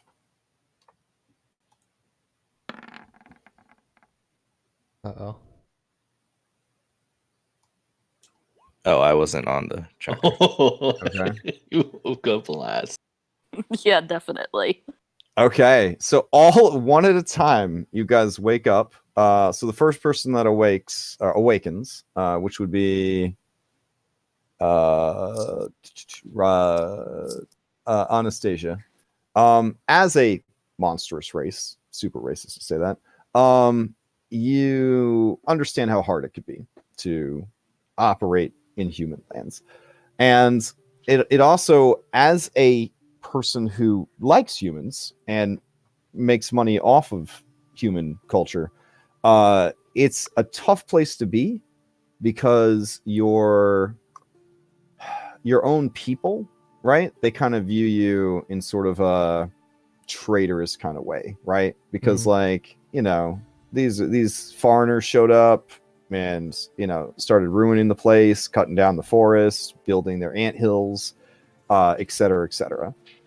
So, yeah, like when you see this person, and they are Medusa, it is, yeah, I don't know how you handle it. Well, I got to guess, was it an illusion earlier, and now we're seeing, because you said in your description it was like red hair? Yeah, it was a disguised self spell. Okay. Then, yeah, I probably heard of a Medusa before, so I probably recognize it. So I mean, it's a popular myth, right? But this is a world where myths are real. But it does, it's something that there are plays about, there are stories about, that kind of thing. It is a curse from the Titans or from the gods, themselves. So.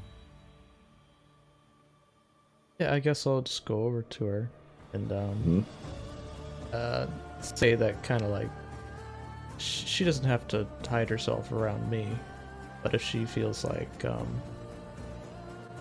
it's better, then yeah, and she kind of gets that. Like, there's no way to hide. She spreads out her wings. There's no way to hide this. So kind of try and comfort her if that's all right. So you kind of walk up and wake her up to tell her that and comfort her. Okay.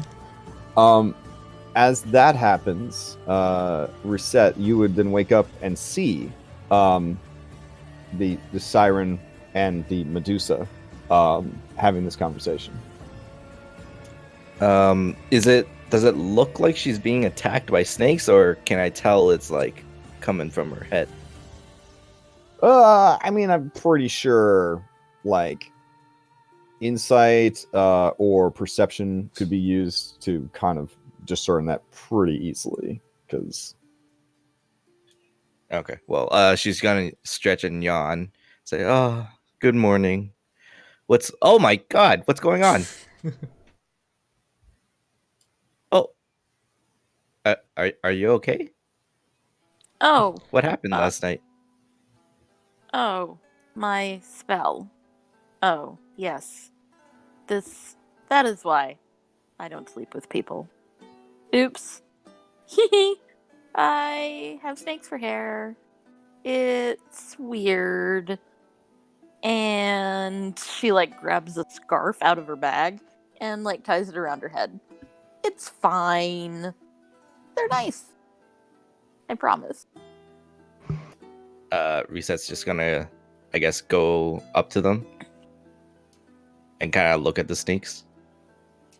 I guess one or two is probably poking out from the scarf. Yeah, they kind of have a mind of their own, and they are pretty friendly. They're cool. Oh. And she's gonna tickle one. And Patty smiles. I think so too. They're my friends. But my mom was super embarrassed and says I have to hide it all the time. Well, I definitely haven't seen anyone with hair like yours before. Yeah, a lot of people scream. It is a little embarrassing, I'm not gonna lie. I'll maybe just wear the scarf for today. It makes you stand out. I suppose. Oh. And she is totally not used to taking a compliment. Wow. All right. So you're a Medusa then? I think I've read about you in my books. And she takes out a notepad from her pants, and underneath Siren, she checks off Medusa. Are you playing like Phileia Road Bingo or something? Phileia Road Bingo. All right. She's out to see everything. Fair enough. Down the hall, Philippocles, you have made love to many women in your 3 decades of life. None have had the fortitude to outlast you. But last night was different. Yeah. This lady, this girl, really, she, man, wow. Yeah. I don't want to say that you have a point of exhaustion, because you're too tough for that. But you think that a normal person, dare I say, that Alexi guy, would have died last night. Such was the fervor of her lovemaking. You guys broke the bed and several pieces of furniture. Oh my God, what the hell? I'm pretty sure the whole tavern knows then. Cause You had to sleep with the Philippocles is window not wide quiet. open, or you would have asphyxiated yourselves. Like it was insane. So What Alright. a woman. What So- was her name, by the way? I never asked. she is asleep when you wake. So do you want to wake her to ask, or just let this be? I'll just let her be. Okay, fair enough. Further down the hall, Alexi, you and the mercenary Rhea, she's a surprisingly tender lady behind closed doors, and you trade stories about your various battle scars and whatnot, and it was a nice, intimate evening. So we don't need to go into too many details here, but. Unless Alexi's into some freaky stuff that you feel would be character defining, we could just leave it at that. So No, I actually think the more sincere stuff is probably more along his. all right, nice. So back down the hall, Kira wakes up. She has sort of a afro thing going on now from like bedhead. And at some point during the night, her face became covered with like a green paste and 2 slices of cucumber. As she awakens, she takes each slice and uses it to wipe the avocado face mask off, and then eats both cucumbers. It's really gross. Really gross to watch. You have your scarf on, so she doesn't notice anything untoward. And she says, all right, it's time. Today's the day. Do or die. Well, I shouldn't say that. That sounds really grim. Do or fail like a big failure. That's better than dying. Okay. The guide should be downstairs, so let's do this thing. Yeah? No? All right. Yeah. Yeah. Okay. Rusette's Okay. gonna get her Thanks. stuff. Yeah, Stretching. okay. Downstairs, your 2 guides are waiting for you. Bright and early, these are consummate professionals. Their names are Tanala Tenalis? Hold on. I'll ask Google. Google's my friend. By the end of this campaign, we'll all be fluent It's in in Greek. butchering the Greek language. Yeah. I'd say Tanias, but Avon? Tenalis. Tenalis. What? That's how she said it. That's how the robot said it. We heard it. It's on the Tenalis. recording. Oh, is it? Oh, Yeah, okay. it's fine. Cool. We'll all learn. Man, now you know I'm cheating. And then let's see, Havan. Here we go. Zaven. Okay, that makes sense. It's not Spanish. All right. So there you go. Tenalis and Zaven. They are there to greet you. Yeah, if you're into pretty boys who are also into nature, I mean, And oh look, this is the guy that patched up the girl. And he's got that thing where your eyes are two different colors. Yeah, memorable. They look like all a right. couple of monies. They greet you, and they say, "Are you ready to hunt some boar?" Well, As ready as ever. For us both. The last group, they encountered the beast in the woods. We will take you to the same place, and you can figure it out from there. Alrighty. Oh, 1 second. I Either almost way- forgot. And Anastasia goes back into the bar and gets talks to the innkeeper real quick. Okay. She places her bag on the counter and pulls out a package for her. Oh, she looks sleepy because she keep long hours and wake up early. Sunk all of her retirement money into building this place. Is there something for me? Absolutely. We're heading out now. Is anything going out? Oh, from what I understand, you might not be coming back. I will keep my packages here, and if I see you again, then I will give it to you. Okay. She'll smile and wink and then head out. All right. Pretty boy. You watch Who, me? me. Yes, you. You watched me fight yesterday. Yeah, I watched you fight. Did you see the blonde with the one with the boobs? Do you Oh, know her name? No, I did not catch her name. She comes here every now and again. Is she even of legal age? He kind of like looks at you meaningfully. You did not do anything, did you? She felt legal. Let's get this show on the road. Yeah, it's a little awkward. All right.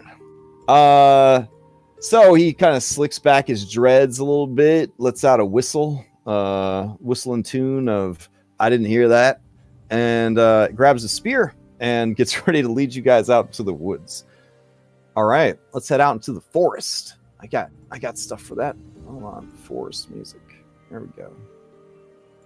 No, I actually have it further up on the list. There we go. So we got some of that. No, this boar counted as a monstrosity.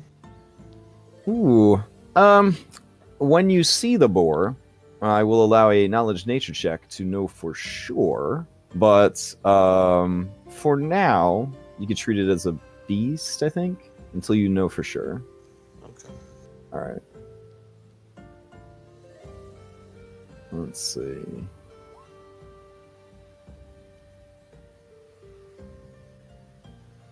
Oh, here we go. This is a good one. Turn this one on. As we're walking, I'm going to be telling Anastasia about the time where back home, there was a bear terrorizing the nearby farmlands, and I didn't know it at the time, but after I killed it, apparently people were saying it was a bear of legend.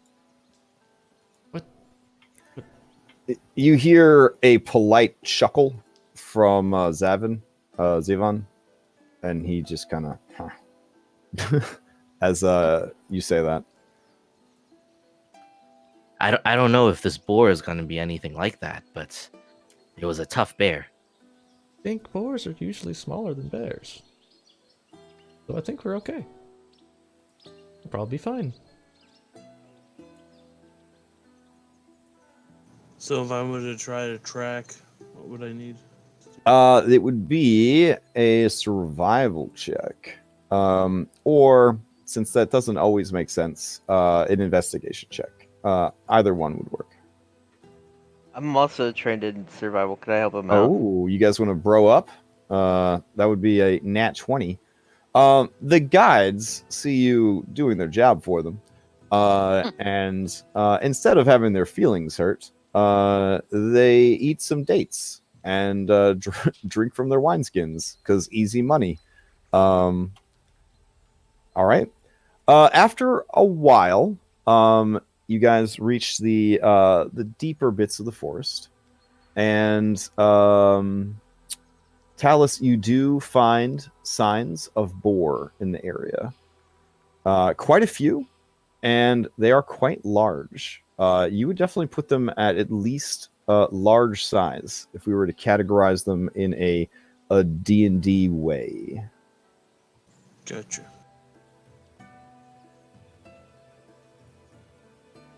And about how many would you say? So yeah, you're kind of leaning down, you're doing that like Last of the Mohicans like kind of thing where you're like really concentrating on like the size of the tracks, gauging like how deep into the dirt they were pressed to get like a general weight of the beast, analyzing like how far away the hoof they have hoofs. What do pigos have? They have hooves. They're cleft. Yeah, they would have hooves. Yeah. Yeah, and you're just kind of like you're really kind of getting a sense for it, and you feel someone's hot breath against your ear hole. And Kyra says, "What are you doing?"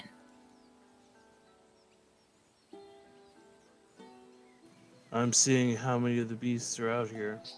Yeah, but I paid good money to those two guys over there, and now they're just eating dates and drinking wine, and I kind of feel like a real asshole.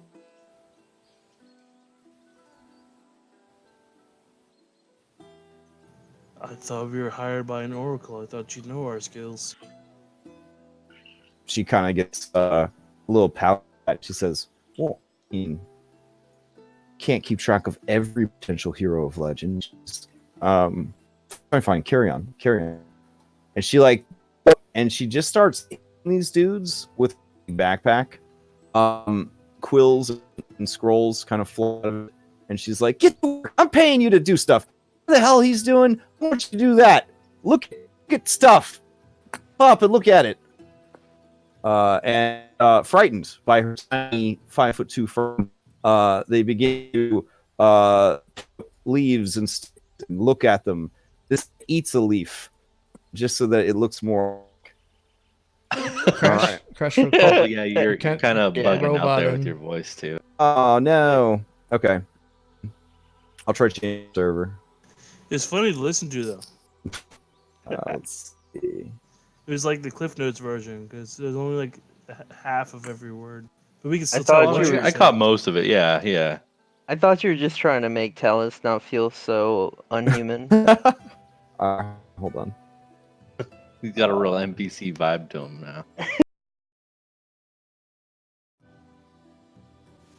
All right.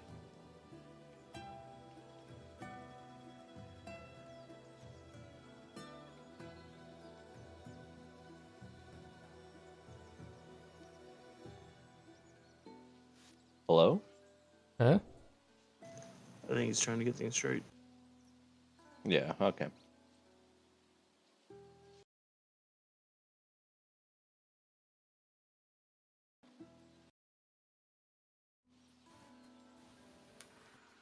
Hello.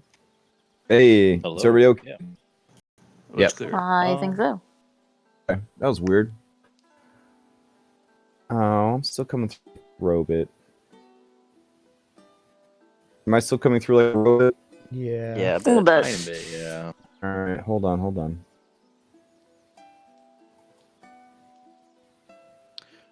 If you have the server set at a higher bit rate for the Uh-huh. audio, it might help to turn it down a bit, or one notch, or whatever. Okay.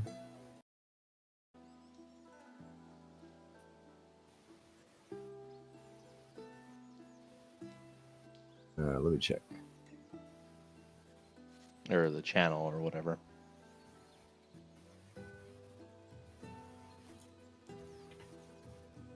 Hmm.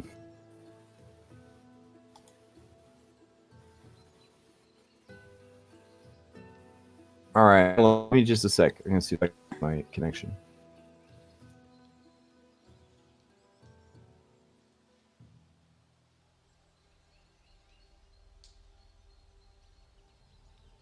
Now I just need to make a technical difficulty screen.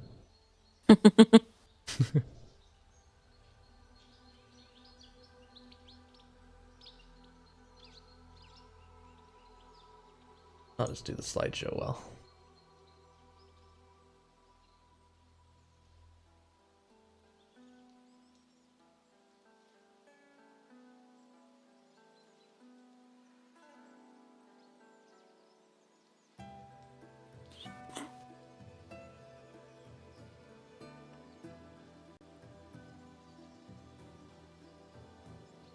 Well, last night was fun. How about you guys? We just heard some giggling in the other room. I glare We at heard some Kira. giggling in your room. It was pretty loud. My bad. I didn't hear any giggling. I did hear wooden board. I think the inn might be on a bad foundation. I heard some boards creaking last. Yeah, I'm just really happy they didn't check for damages before they let us leave. No reason though.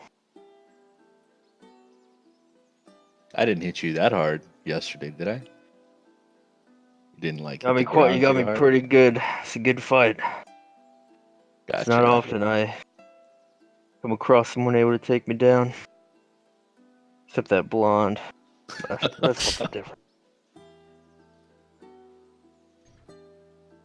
Well, maybe we can do it again then sometime. Have a little rematch. I won't let you best me again. We'll see about that. But why were you grabbing that tree? Like, seriously? I don't want to talk about it.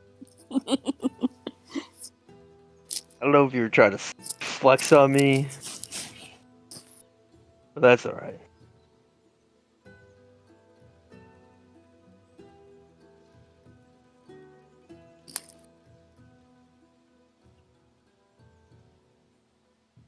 So Anastasia will flutter on over next to you, please.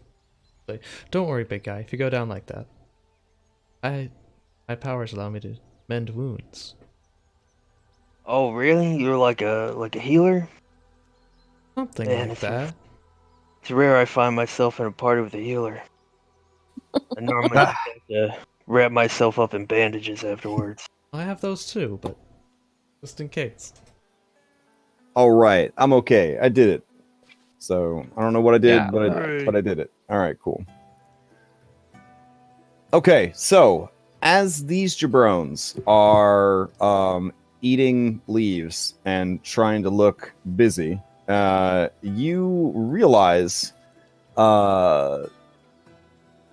Talus, that they're the boar are actually very close, and they are sort of hunting this area right now.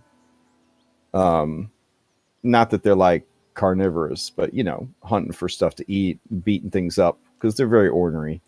You hear a squee of outrage from the north and a squee of outrage from the south as combat begins, and you see kind of rushing into view are these two giant boar. They are, like all monsters, adorable. So, but I mean, they think actually are. yeah, these are more adorable than most, if I'm being honest. Yeah, so they come rushing into the scene. The tranquility of the woods is shattered, and immediately some combat music starts up. they get ready for some ass kicking. Let's see. We got some good combat music here. Let's see. Wow, look at Just a- us. Wow.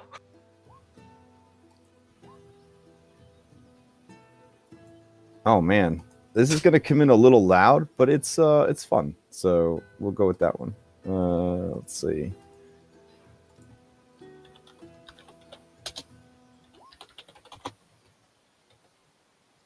Oh, wow.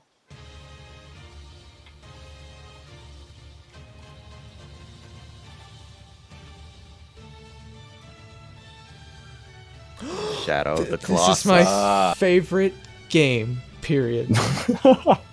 Well, I cannibalized the most of the soundtrack for this campaign. So, all right. And let me roll for the 800 NPCs that you've already accumulated. There we go.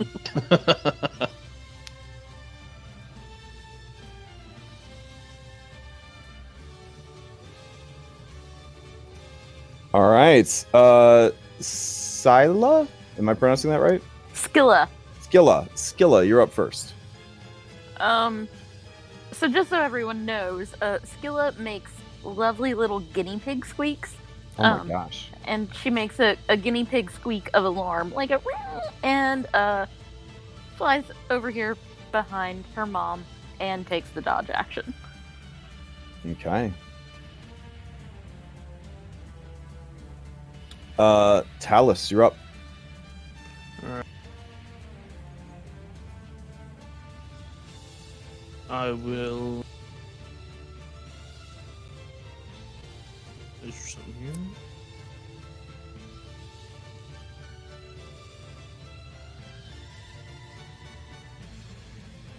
Alright, I will unhook the chakram from my back and fling it at this boar. Oh, dang. Okay. Wait, the what? Chakram? Oh, that is a shotgun. Hold on, wait, what? I'm making you the most badass character ever.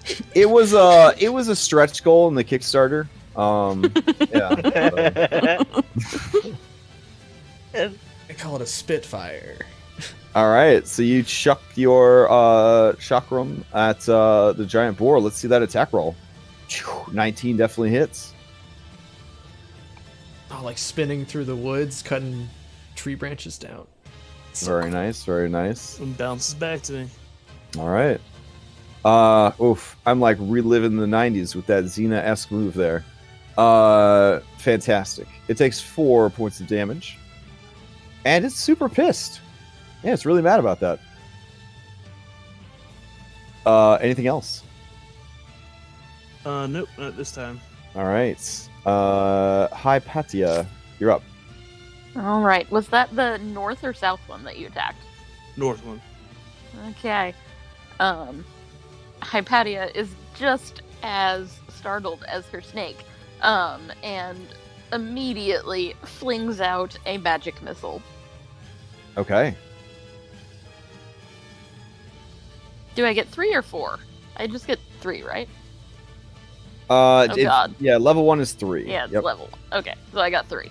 Okay, is that against the north or the south? Sorry. That is the north boar. Okay, so describe to us, what does your particular magic missile look like? It is essentially just a burst of white light. Okay. It is not really anything special. But it's a very bright white light. Fair enough. Okay. 3 radiant bursts of white lights unerringly fly through the brush and hit the very pissed off boar. All right. I bet he is like, was that good? I've never actually done this in real life.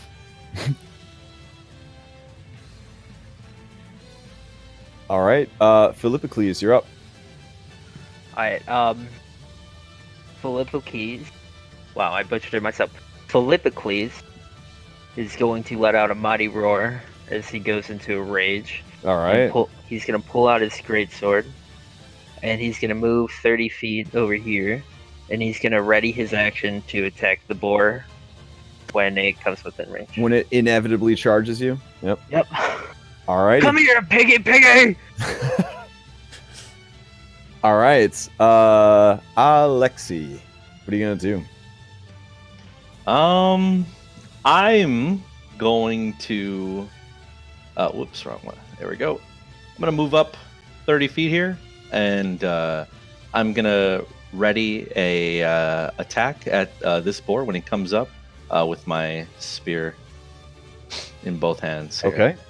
Like they actually did in historical times. Nice. Yeah.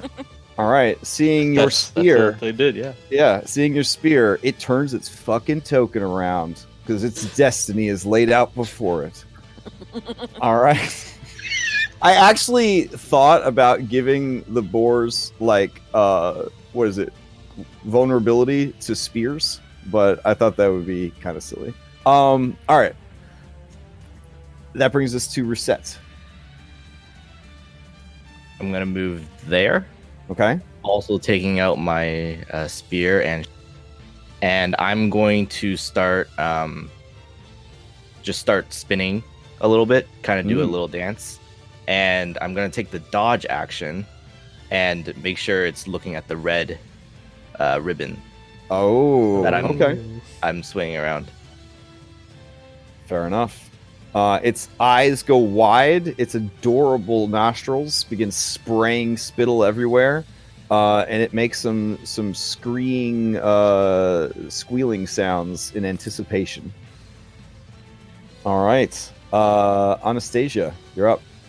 I would like to take off a little bit, and I want to get to the top of this tree, and I want to do a search action to see if there are any more foes that we're not seeing.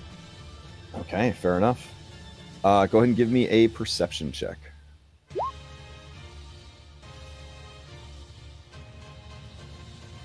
Oh yeah, that is more than enough. There is another boar over here on the eastern side of the forest. Yeah, and I'll call out to Reese and Alexi and tell them there's another boar coming from the east. That'll be my Got it. turn.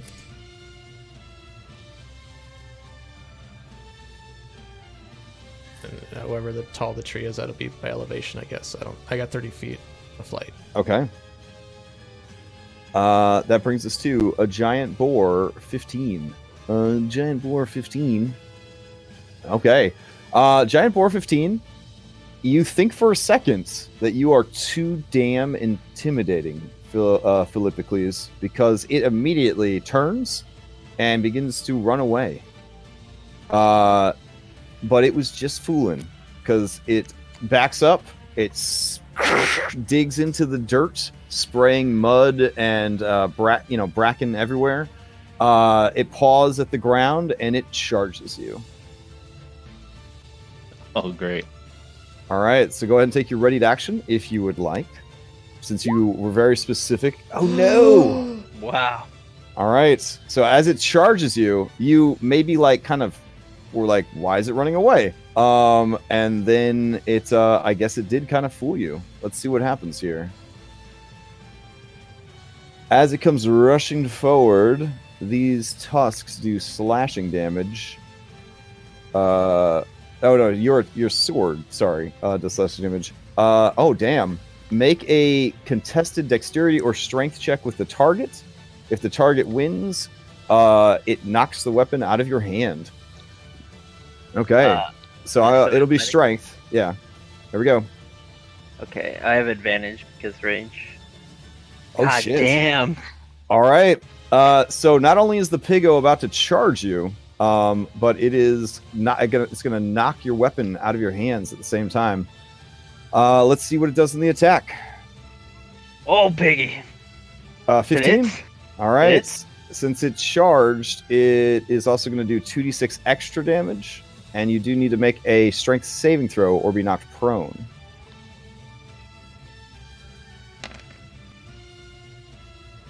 All right, so 12, but you're raging, and you do not get knocked prone. However, sword does get knocked free of your hand. We'll do like this. We'll do a D8 All right. Yeah, so the sword gets knocked out of your hand. It lands right next to you right here. And it's a pig, so it can't really, steal your weapon from you or anything. All right. Kira watches all of this with interest. And then she says to anybody who's nearby, what does she say? Let's see. She says, "Oh, hey, yeah, you. Hypatia, you're from the city, right?" From Mytros, yes. Yeah. So, a city from the child, right? They were visiting a farmhouse, and they came running into the farmhouse, and they just shouted, "No wonder the mama pig is so big. There's a bunch of little pigs out there blowing her up." What? What are you talking about? And that's her turn. All right, giant boar. Let's see. Rysette, you are definitely what it wants. Show me what you got. It likes it. It comes charging up. Alexi, as it reaches this space right here, right? Because you have a reach of 10? Or no? Yeah, it should be 10, yeah. Okay, then you can take your attack. Whoops, accidentally closed my character sheet. Here we go. I don't have advantage. Okay, 14 is enough. It takes 5 points of damage. So you tag it with your spear. It just keeps going. Like a freight train. Well, that hasn't been invented yet, but you know. And it's going to try to attack Rysette. Reset, you get to take your... Are you holding an action or are you dodging? I'm dodging. So here we go. This is going to be a disadvantage. Ooh, and thank goodness it's a disadvantage. Or that would have been a real nasty critical with 46 extra damage. This is going to be a real damage. spicy campaign. Yeah, I leap over. I leap over the tusk. Oh, damn. All right. That brings us to Zavin. Zavin is going to see this lovely lady, but also see this super lovely man.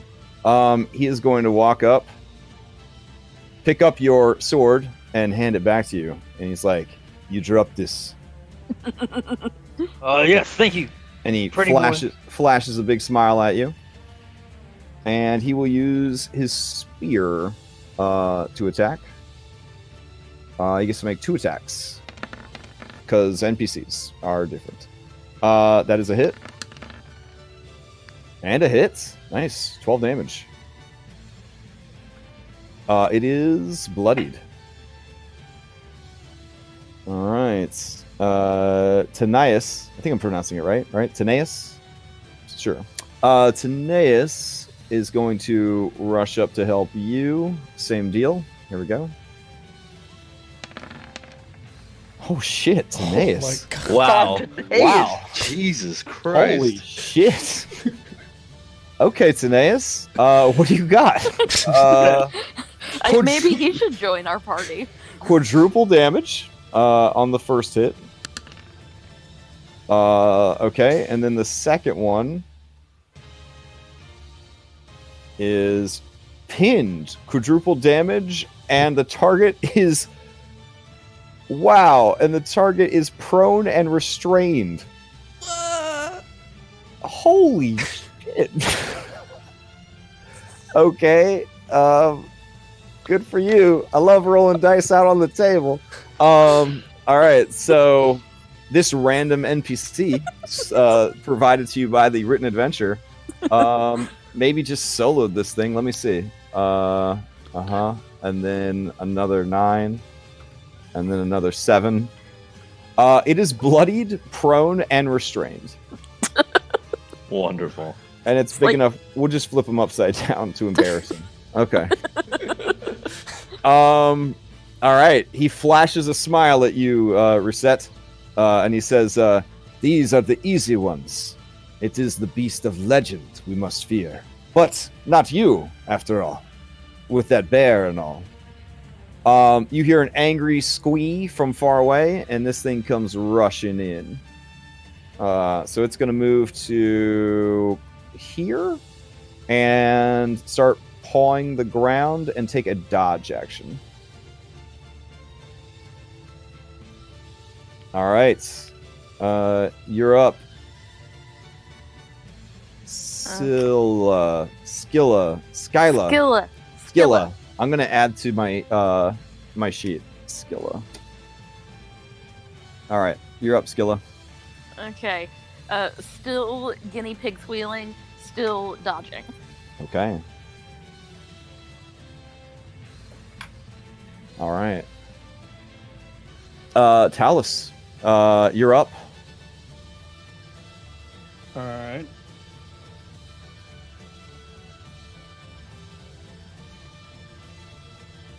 We will just unhook the. Just do another throw. Nothing fancy. Okay. Which one? North. I'm assuming north because North, it'll be without disadvantage. Okay. 10. It kind of careens over there, sparks off the tusks, and then whips back around to you, but does not penetrate. Gotcha. All right. Anything else from Talus? Or are you just going to maintain position? Maintain position, just trying to overlook everything. Okay. Hypatia, you're up. All right. She makes her own little guinea pig squeal of alarm as the third boar comes running up. Yeah. And just kind of frantically flings a firebolt at it. Oh, nice. Okay. It is dodging, but a Yep. 14 still hits. Yay. The fire rolls across its beautiful snoot, and it lets out a squee of pain. And again, Hypatia is super surprised. Oh, I hit it! Guys, I hit it! Philippocles, you're up. I'm gonna retain my gusto. I'm a bonus action try and grapple the pig. Oh, fair enough. Okay. Here we go. 26. A 26 is enough. You grab a hold of that pig. And I'm gonna start dragging it down to put it between me and Zavon. Smart. Okay. I'm gonna hit it with the great sword Zavon gave me All right. recklessly. There you go. All right. Let's see what happens. Slashing, triple damage, sliced tendon, triple damage, and their speed is reduced to 5. Well, it's already 0, but if it ever got loose, its speed will be 5 until the end of its next turn. So it's going nowhere. And triple damage means you get to roll 2d6 more damage.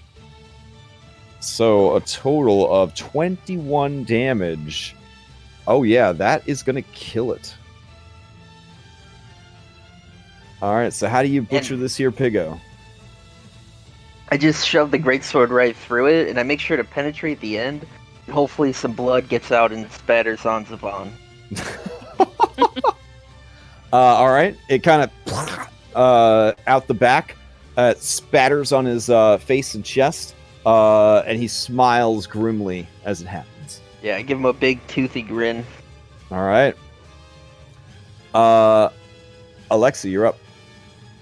Yeah, seeing that these guys seem to have just went ahead and took care of that, I'm going to move up towards where this boar is, and attempting to get its attention, I'm going to twirl my spear, and I'm going to assume a dodge action, and as well use Clever of the Gods and assume like a low stance with my spear pointed upwards to...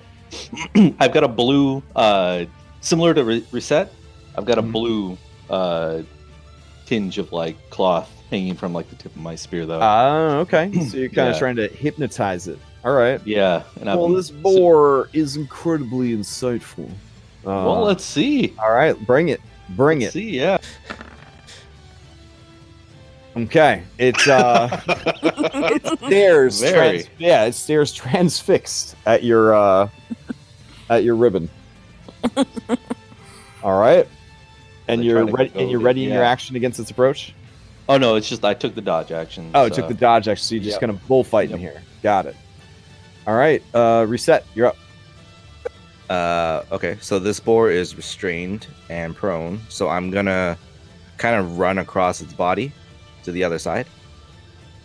And as I run over it, I'm gonna stab it in the snout as I reach the other. All right. That's pretty damn cinematic. Go ahead and add an additional +2. Oof. Is that All with right. advantage because it's restrained? Yeah, totally. So it's like a 24 because flanking, cinematic, and advantage. That is a hit. It does 6 points of damage. The beast is still alive. Okay, then I'm going to use a key point. Or Okay. I can just attack. I can just unarmed strike normally, right? Yeah, you get a free Yeah. punch. If you have a bonus, if Yeah, you have a okay. bonus action. Yeah. I'm just gonna smash it in the face with my shield. Oof. Let's see. 6 points of damage. You feel like it would have killed it, but it's just too damn angry to die. Essentially, it uses the Boar ability Relentless. So if X damage or less would reduce it to 0, it is instead reduced to 1. Okay. All right. Anything else from Reset? That is my turn. Okay. Anastasia, you're up. All right, I'm looking at this boar and he's pawing at the ground. He's about to charge. Oh yeah, he's gonna Okay. charge Alexi for sure. Okay, so I'd like to hold a sacred flame, and Mhm. whether it hits it or not, I want to like flash it in front of his eyes as he charges. Maybe mess him up. Maybe Okay. scare him. As a heads up, you guys do all have advantage against it with my clever as a god. If you have any range, just wanted to point that out. No, I use your I don't know if you knew that's Oh, all. that's why it's got such a short duration. Because the Inquisitor or Inquisitive Rogue, it's just for them, whereas yours benefits everybody. Nice. Yeah. Okay. All right, so you're gonna ready your cantrip and kind of have it go off as it's charging. Yeah, I want to Got try it. maybe scare it right in front of his Okay. eyes. Let's see. This guy is dead. All right. Let's see. Kira. Man. Kira just looks around and she walks up to you, Talus, and she says, "So, why was the pig in the kitchen?"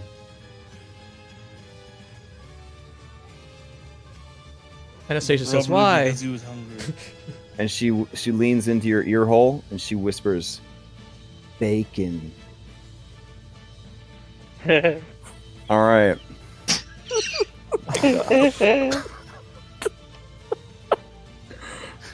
So this boar on the ground, it just starts thrashing wildly, and it's just mad at this guy, this handsome double crit NPC who had no business doing that.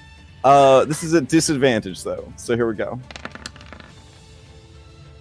Oh my god, there's so many crits tonight. But it's a disadvantage. A 15, however, does hit. He takes 7 points of damage. And that is that. All right, he can't go anywhere because he is restrained as the spear is basically stabbed through him and into the ground. All right, Zavin. Zavin runs past you, and he gives you, assuming normal consent rules, it gives you a little football player slap on the muscled butt cheek as he runs by, and he says, "This is great fun," and he just runs past you to join the others attacking more boar. Let's see. He is going to ready in action to throw his spear when that thing charges Alexi. All right.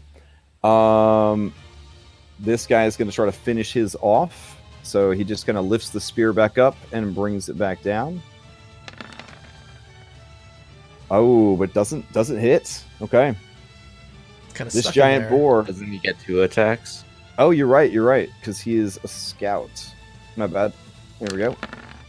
Bring it down again. There we go. And finish it. Sweet. All right. So I was thinking of this guy who'd readied his action. So my bad. All right. This guy's going to rush in. As it's getting close, when do you drop your spell? Like about halfway. I want to like interrupt his charge. Okay.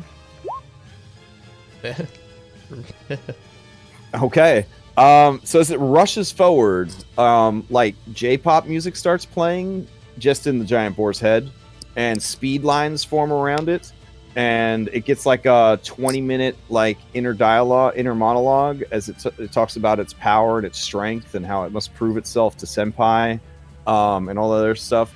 It just dodges the spear that's thrown. You make a blast of light appear right in front of it. It tries to make a dexterity save.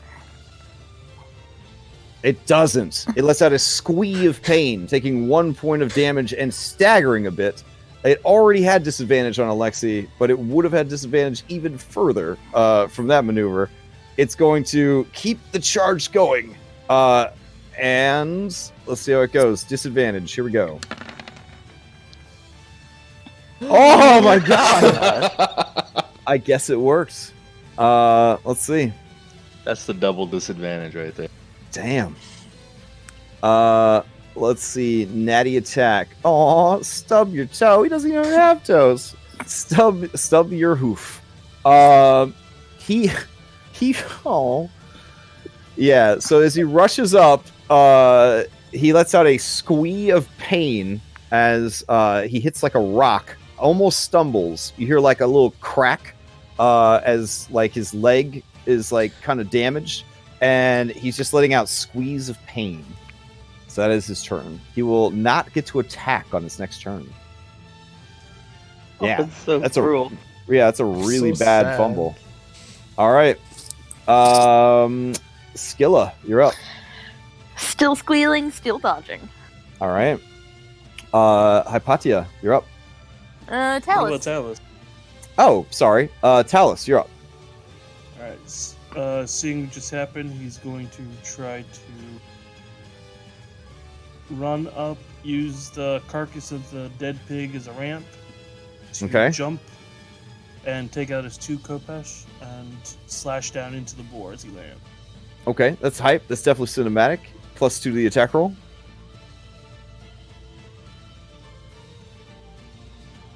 Oof. All right. As you bring it down, the pig, which is in tremendous pain, is just sort of doing like a bronco bucking rodeo type thing, just kind of trying to kick the rock loose from its hoof and figure out why life is so cruel and why it hurt its leg so bad. As you land, you bring both your weapons down in the spot where it just was, as it sort of like kicks and bucks its way away from you. And here's the second attack. The offhand. All right. All right, and then kind of rising back to your feet, you slash with the other one, and that is a hit. All right, make sure you turn auto damage on for all your attacks on your character sheet. All right, a line of blood drawn along its hide. The creature is kind of looking around in a fury. Anything else from Talus? Nope, that's it for him. All right, Hypatia, you're up. Okay. So, seeing everyone else use this boar as a springboard, she thinks maybe that's what we're supposed to do in battle. Sure, sure. So she's gonna run forward and has just enough movement to kind of stand on it a little. Okay. It's- lean. Yeah, there's like give to it that maybe you weren't expecting, you know? Like, Yeah. it's a little squishy. A little clumsily Okay. lean over and toss another firebolt. All right. As you do, it continues its wild, like, spasming, kicking and squeeing, and the firebolt just kind of, like, past it and hits the ground over here. And because we couldn't have a session of D&D without it, it sets some of the underbrush on fire. So, because, you know how we do. Yeah. There we go. All right. So that brings us to Philippocles. Philippocles is going to make a great sword attack against the dead boar. Okay. You critically hit the dead boar.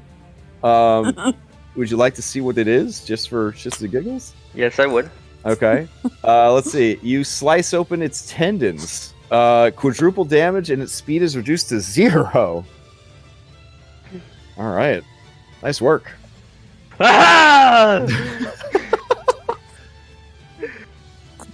Fair Who would enough. touch that pig? That's mine, indeed.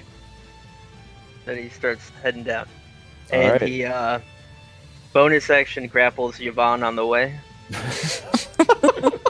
Where's Yvonne? All right. Zavon allows himself to be pulled. Oh, okay, thank God, because I flipped it. And he puts Yvonne closer. Go get that one! All right. Fair enough. Alexi, you're up. Yeah, I'm gonna go ahead and move on around here Hype. to get the flank as I make 2 quick attacks, a stab and then bludgeon it, attempting over the head with my spear. Very nice, very nice. Both of those are going to hit. Let's see, so 5 and then 6. And it should be 6, yeah. All right, it is bloodied.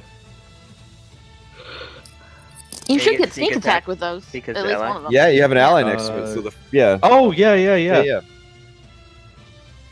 So go ahead and drop a 2d6. There you go. Oh yeah, it is Yeah. definitely bloodied. All right, anything else from Alexi? No, that's it, my turn. All right, reset. You're up. All right. I'm going to run up a little bit and slide underneath. It's like, I guess its head, sort of, and poke my spear into its throat. Mm-hmm.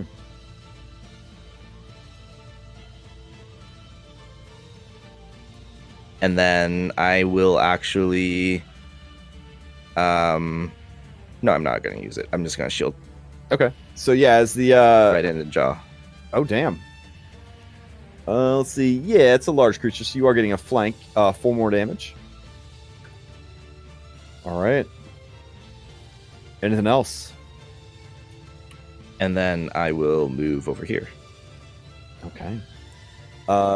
Anastasia, you're up. I'm gonna fly over to the next tree, gonna look down, and then look at the fire and be like, oh no. How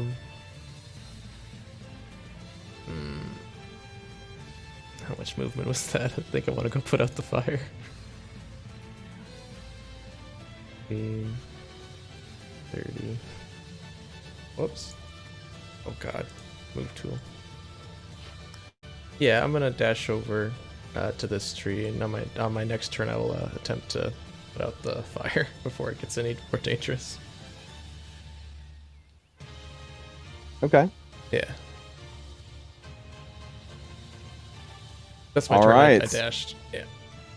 As Kira's turn comes up, she walks up to Skilla and takes each of its tiny wing nuggets. Is that what the little claws are called that come out of wings? The wing nuggets? I don't know.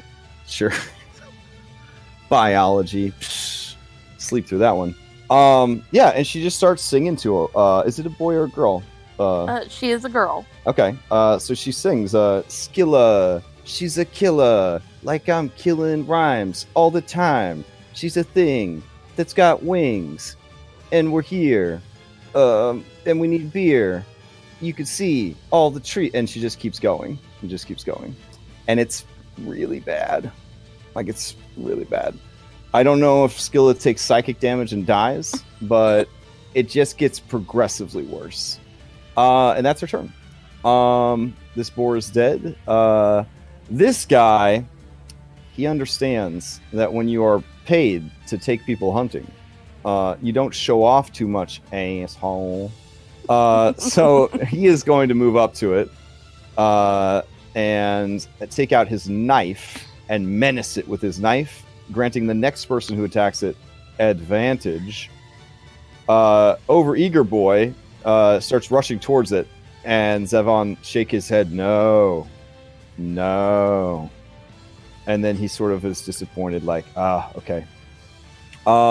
Giant boar finally dislodges the rock from its hoof, but it spends its whole turn doing that and realizes what a terrible mistake that was, because it's surrounded by bad guys. All right, Skilla the Killer, busting rhymes all the time. What are you gonna do? She is going to disapparate into her pocket dimension. Fair enough. Okay. I hit you with these rhymes. Now you're gone. Oh. All right, Talus, you're up. We'll follow up with another Paracopus attack. Okay. Yeah, that is. Oh no, the first one would have finished it off, but it uses Pigo power to stay alive. The second one kills it because it can only use Pigo power once per short rest, and thus it is defeated. Well done, well done. So, Can you describe the kill of this last boar to us? they lay a dual slashes across the creature's forehead. And just kind of you see how it bleeds out from the damage. All right. It lets out a little squeeze of pain, and eventually expires. Okay. Well done, well done. Are we out of initiative? Yes, you're out of initiative. All right, Philippocles walks up to the boar. Just stabs. He just keeps hitting it for a minute. Okay. Oh my god, you crit again. All right. Yeah, it's getting pretty bad over there. It's getting pretty bad. You guys might want to back up, I guess. So. And if no one else shows up, his rage will wear out after a minute. He'll be like, ugh. Here, I need that one. So Zavin sees this, and there's a look of recognition on his face. And he kind of wanders over with the others, and he whispers to you guys, I have heard of this man. He comes from Mytros. His rage is like that of the Titans. They say it is because when he was born, the Oracle said he was destined for something great, and that she would call upon him one day. 30 years passed, and she never did. And with each passing year, he grew more and more angry. Didn't And she just call him? Well, yes, but she didn't call him to her house. She called him to kill some pig. Like I'd be pretty pissed off. Yeah. So unless you guys want to get involved, he goes the full minute and just head to toe like strawberry jam. Like he is. Yeah. I walk away so I don't get blood on my. Okay. On my. And Hypatia zips Skilla back to her neck. Yeah, I just kind of stand just outside of the reach of the blood splatters. I call Alexio It's like, to help what? me put out this fire. Kira looks over at Philippocles and says, "Oh man, this reminds me. You guys know why the tomato's always late? Because it Hypatia just doesn't walks want. away. It doesn't want to catch up. Because tomato."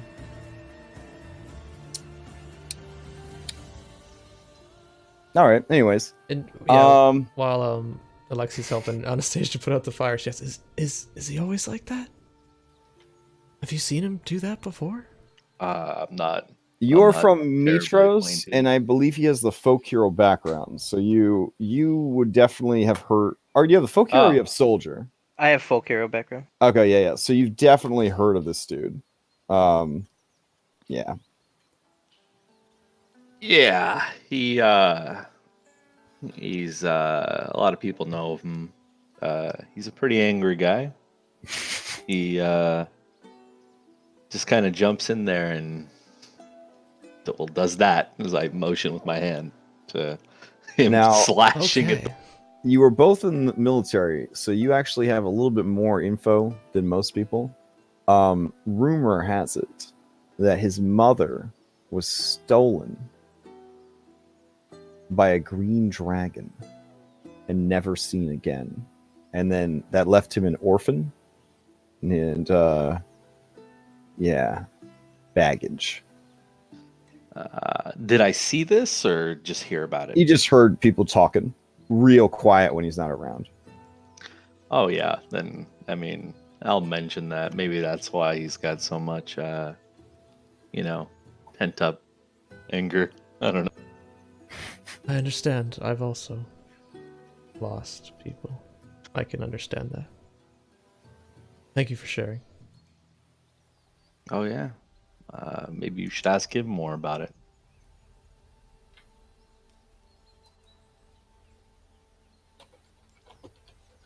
After Alright. Phil is done with the boar, he goes behind a tree and relieves himself. Okay.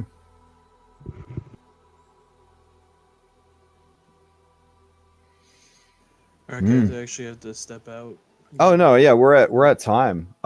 As you guys are kind of settling down, you hear a Jurassic Park level pig squeal come from the east. The sound that it makes you think that the creature that made that sound is at least the size of a house. The Oh. leaves actually shake off the trees from the squeal that kind of breaks through the forest. And then Kira runs up to you guys and says, "Guys, this is great. We're really close." And I guess that's where we'll leave off. Awesome. All right. So there we go. First session. Dunskies. All right. So does everybody want to play next week or Yeah. okay? Just checking. Nah. Yeah. Yeah. I had zero fun. Aw, sorry. Yeah. All right. Cool. Yeah. Good role playing tonight, guys. Really good stuff. I'm already looking forward to next time. Announcements. Only announcement I have is if we don't find people to play Princess Ice, I'm gonna have to cancel it. Which I don't know. Kind of sucks, but it is what it is. That's next Wednesday. Yeah, not this Wednesday, but next Wednesday. So like, if you know anybody that might be interested in playing or you want to play, it's a lot of fun. Bunch of monsters trying to steal a princess, Ocean's 11 style. The only other thing that's going on is there's 2 dudes running West Marches, the same West March, on our server. So if you want to play some free Dungeons and Dragons and try out character builds and take advantage of young DMs who don't know no better, this is your chance. It's been pretty fun. I have played in a couple of the games and had a good time. So those are on the server and also on the games calendar. So does anybody else have any announcements or no? I think we're good. All right. No, we'll Thanks. see That you was guys really next week. fun. See you guys That next was week. awesome. Yeah. See you next week, guys. All right. Get some See ya. sleep and don't have the flu anymore. Yeah. That's my doctor's advice. Okay. You just All get right. over it, Well, dude. love you, man. You just take care of yourself. The flu going around town is ridiculous right now. So Well, I'm definitely trying. yeah. I gotta go to work tomorrow. But Ugh. Wear a mask, man. Yeah. That'll scare people away, and then your boss will tell you to go home. Works like 90% of the time. So all right. Yeah. Night, everybody. I gotta get some sleep myself because I got work in the morning. So Yeah. Have a Good good night, night. guys. all right. Yeah. Hey. Bye. Good night.